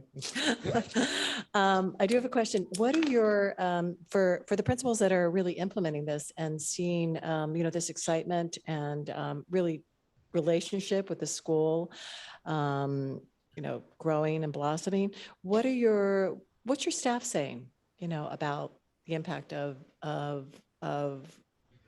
what changes are they seeing, perhaps in the classroom, and, what are they saying about it? I can speak to that one a little bit. I think it's given our school community, as Aaron shared too, something to really root around and to really gather around. And so every game that we've had on campus this year, the majority of our upper grade staff has come out and cheered on our students. So that's been so awesome to see, because it's, I think, our students seeing our teachers in a different element, and everybody supporting each other. Our teachers are also seeing big differences in behaviors, as Aaron said too, in the classrooms and on the playground. Students are organized on the playground, they're doing things, they're involved in things, and they're playing with each other in new ways, I think. And so there's less of kind of wandering and not really knowing what to do, and a lot more of organized play together. And again, practicing those team skills out on the yard, which wasn't happening as much before. Mr. Buckman. Thank you, Chris. I'm feeling the energy from the board. This is just great. I'm going to just brag a little bit. I was able to attend 2 basketball games already, Hawthorne and CL Smith, and Hawthorne and Sinsheimer. The energy was amazing. The parents, the stands had parents. People brought snacks. Not sure they can bring it every time, but there were snacks there. The little guys were having fun, and there were cheer squads that I didn't expect, wearing full-on uniforms, like teddy bears and stuff, coming out and doing their cheers. Okay. Evelyn says she's not wearing the uniform. So I'm just, this is amazing. I did hear that Hawthorne's putting together a girls team for basketball. So that was pretty exciting. And then in talking with Leslie today, and talking to one of the coach at Hawthorne, the parent coach, volunteer coach, there were comments made about that this does build team spirit, but that this type of activity is the most significant change on closing the achievement gap that there is. So when the families are connected, Colorado, the place I found the research was the Colorado Department of Education. And so I'm just, kudos to everybody for putting this together. And if if nothing else makes the kids happy, but if it closes the achievement gap, This is going to be great. Well, I have a question for you guys. And first of all, I want to, my preamble to this is I'm really excited about this. I think this is just going to be a great way for kids to, as you talked about, connecting with schools. I think we know that the school connection is so important and is one of those things that Mr. Buckman was just talking about that will help us close the achievement gap. My question though, is what do you do about kids like me? I was not an athletic kid. I'm not an athletic adult. I was one of those kids that you didn't want me on your team. I was always last chosen and I didn't want to be on your team because no matter what, I was gonna lose the game for you. So what happens to kids like me? How do you connect? How do you get kids like me to connect with things after school that are not, that don't match my skills? And I'll bet there are a lot of kids like me out there. So what happens with those kids and how do we help those kids? Well, I'll turn it over to Aaron in a second, but Chris, I think it speaks to Eve's question about defining that vulnerable student. And I would classify you in that category then because of that fear of, and not maybe connecting with athletics. But part of the responsibility of that outreach on the elementary campus is to allow you to have that space to grow into and feel comfortable and confident. Because Chris, as a young person, you're going to still be able to walk and run and jog and feel healthy about yourself and support classmates and feel like part of something. If Aaron and Jessica are describing a cheer section or a rooting section, you can be the biggest and best cheerleader for your teammates. And as a former coach, everyone has a role to play. And in the cultural development at elementary school, you're supporting that development. And so we're reaching out to connect you because you have real value. You bring something special, Chris, as a young person to our campus, and we want you to be part of it. Those are the kinds of leaning in conversations that our outreach would have to not allow you to sit in the corner. And I'm not very athletic. No one wants me on my team. We have to bring you in because you are one of our students, K-12. That's how I would approach that. Aaron, Jessica, thoughts? Yeah, Chris, like what I shared about transitioning from basketball, not all the kids wanted to, they didn't feel comfortable, they didn't want to try. Soccer signups came around, they're the first ones with the hands up that didn't participate in basketball because they want to be a part of something. And that's what it's all about, just being a part of something and to grow with your school and with your classmates. You know, our leadership kids were making posters and putting them up in the gym. You know, there's all sorts of, I had 2 5th graders that didn't want to play, but they were my scorekeepers. So they did the scoreboard for us at games and they were super jacked about that and excited. So like those kind of things is all a part of it. But, you know, we do have some kids that We just lost you, Aaron. Bummer, Aaron, we just Jessica? lost you. I think you were saying some good stuff. Yeah, I can add on to that a little bit too. And I think kind of echoing what Aaron was saying, we have kids who just want to be part of feeling like part of our team, right? And so I had students who came out to play basketball and then realized, I don't really like basketball. Still showed up to every game after that. One of them volunteered to be our mascot and showed up to every single basketball game we had dressed in the mascot costume. So I think, again, as Leslie was saying too, there's a space for everybody and we want everyone to feel like part of that school team and that they can participate and they're a valued member of our group. Okay, and again, as we go through this, I want to remind people that there are kids like me out there and that I am a healthy, active adult, probably in spite of what happened in my elementary and my junior high school and senior high school experiences. In fact, the best thing that ever happened to me in high school was as a senior, to be able to connect with a guy that was a weightlifter, and the coach who didn't like me anyway said, "You just go off and lift weights. That's great."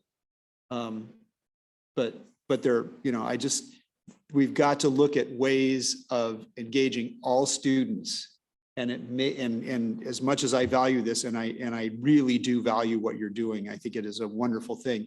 We may need to look at other opportunities for kids who cannot do athletics or just are very uncomfortable doing athletics. And what are we going to do for those kids? So, I think Ellen has had her light on, and then Eve. I just wanted to say, you noticed I had my light on and then I turned it Yeah. off, and now after you're speaking, I turn it on again. And what I wanted to indicate earlier was not in a way to, I think this is great. I fully support it. I think it's wonderful.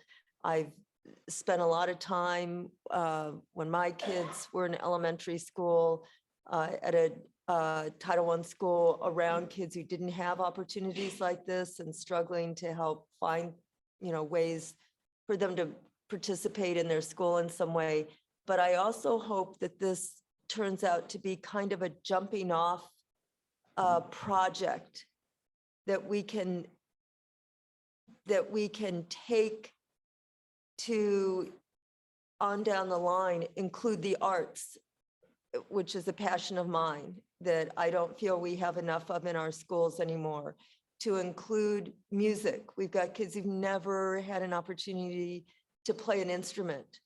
And I would really, that these opportunities open doors that kids and their families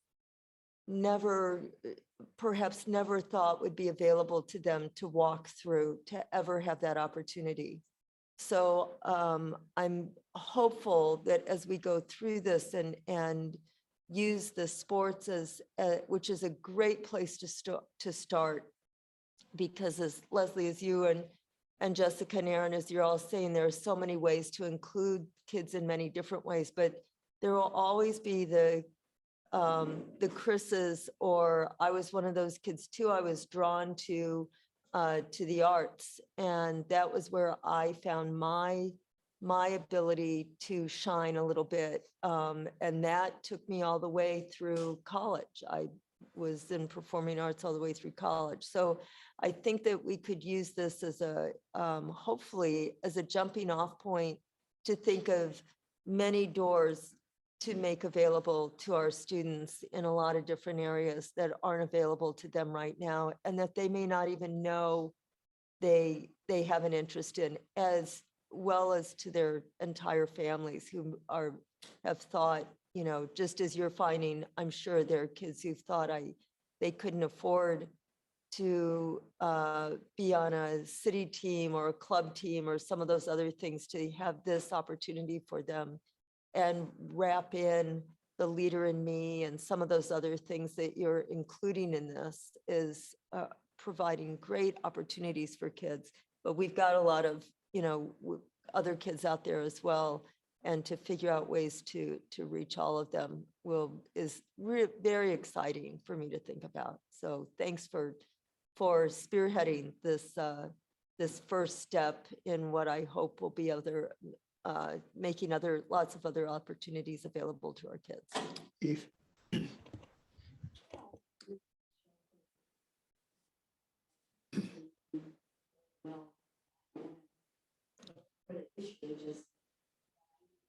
More interested.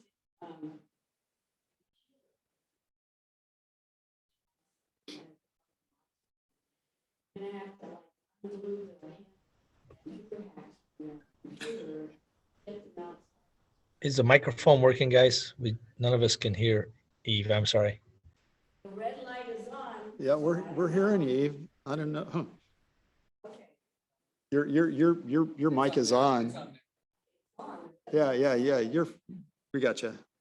I don't know. No, you're fine. But no, please continue. Yeah, I was saying that as a computer, he would hide away. I'll add it to unspeak their for the highly refined words. So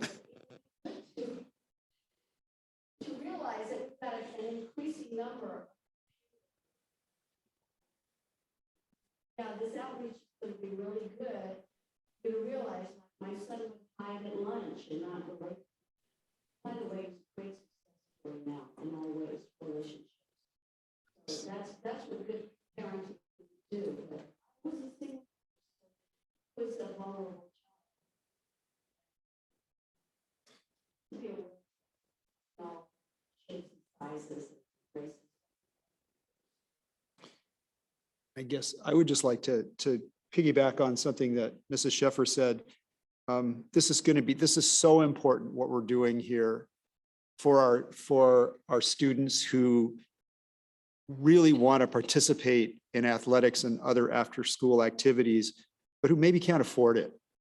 You know, maybe they want to play club soccer, maybe they want to be soccer players, and you know, club soccer is expensive, club baseball is expensive. It means travel, it means parental commitment, and the parent, you know, our parents are out working really hard, trying to earn a living and make it right for their families. So for us as a school district to offer this opportunity for our kids, I think is absolutely critical and something I don't think I've seen other school districts do. So I'm really proud of the work that you all are doing, and I thank you for that, Mrs. Frame. Yeah, I just wanted to piggyback on what Mrs. Sheffer was also saying is about the relationships that are being developed outside of the classroom in these particular opportunities are really critical. And for those students, be it the arts, which are so necessary and critical, or be it the sports, it is the opportunity for students to really develop something they perhaps won't have an experience of ever developing. And so, you know, my hope would be, as I'm sure it would be the rest of the boards, is that these kids at these very young ages can be exposed, and then they can develop skills, be it the arts or be in the sports, and then they can begin to make those choices and connections in the secondary side that really bind them to our schools in really kind of rich and nourishing ways. So I really appreciate this kind of work, because it really is all about our, you know, our students and our sites at our schools and our community. So, Just gonna say, yeah, it sounds like a great program. Mrs. Dawson, is there anybody from the public that would like to address the board on this item? Okay, this was a discussion item. Thank you very much. We'll move to our action consent agenda. Please let me know if you'd like to have an item pulled. 11.01, approval of certificated and classified personnel items. 11.02, acceptance of donations. 11.03, approval of foreign language exchange organizations. 11.04, approval of furniture and equipment requests. 11.05, approval of minutes, February 10th, 2022. 11.06, approval of minutes, February 15th, 2022. 11.07, approval of minutes, February 24th, 2022. 11.08, approval of minutes, March 1st, 2022. 11.09, approval of minutes, March 10th, 2022. Okay, that was 11.09. And 11.10, authorizing continued use of remote teleconferencing provisions pursuant to AB 361 and Government Code Section 54-953. So do we have a motion for 11.01 to 11.08 and 11.10? So moved by Mrs. Sheffer. Hold on. Okay, hold on there, Mark. Takes me just a second.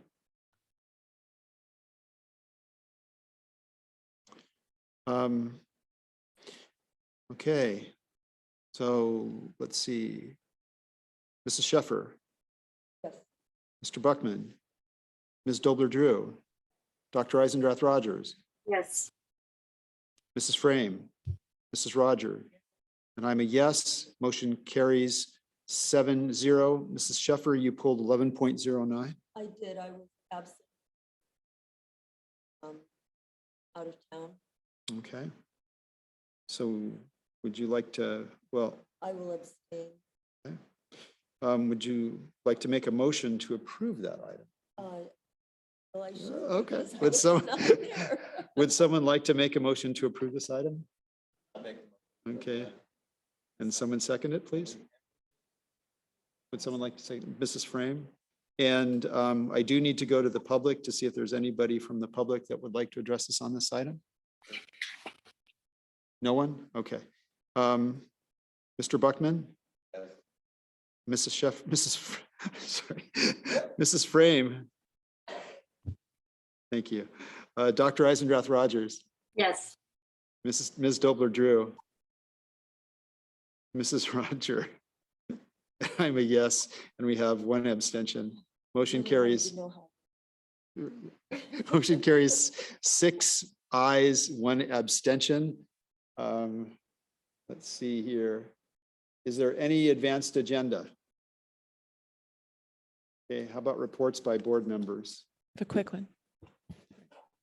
Okay, Mrs. Frame, Mr. Buckman, Mrs. Sheffer, everybody else? Okay, we'll start there. Okay, just 2 quick ones. First, I'd like to thank Morro Bay High School aquatic athletes as they competed last Friday, as was noted. And I was really impressed with the dedication, not only of the athletes, but of the staff who supervises, and also the parents who are working the snack shops. And it was such a beautiful day, and it really spotlighted, our Measure D funded Morro Bay High School pool, which is used by our athletes and our community. So it was really a great event.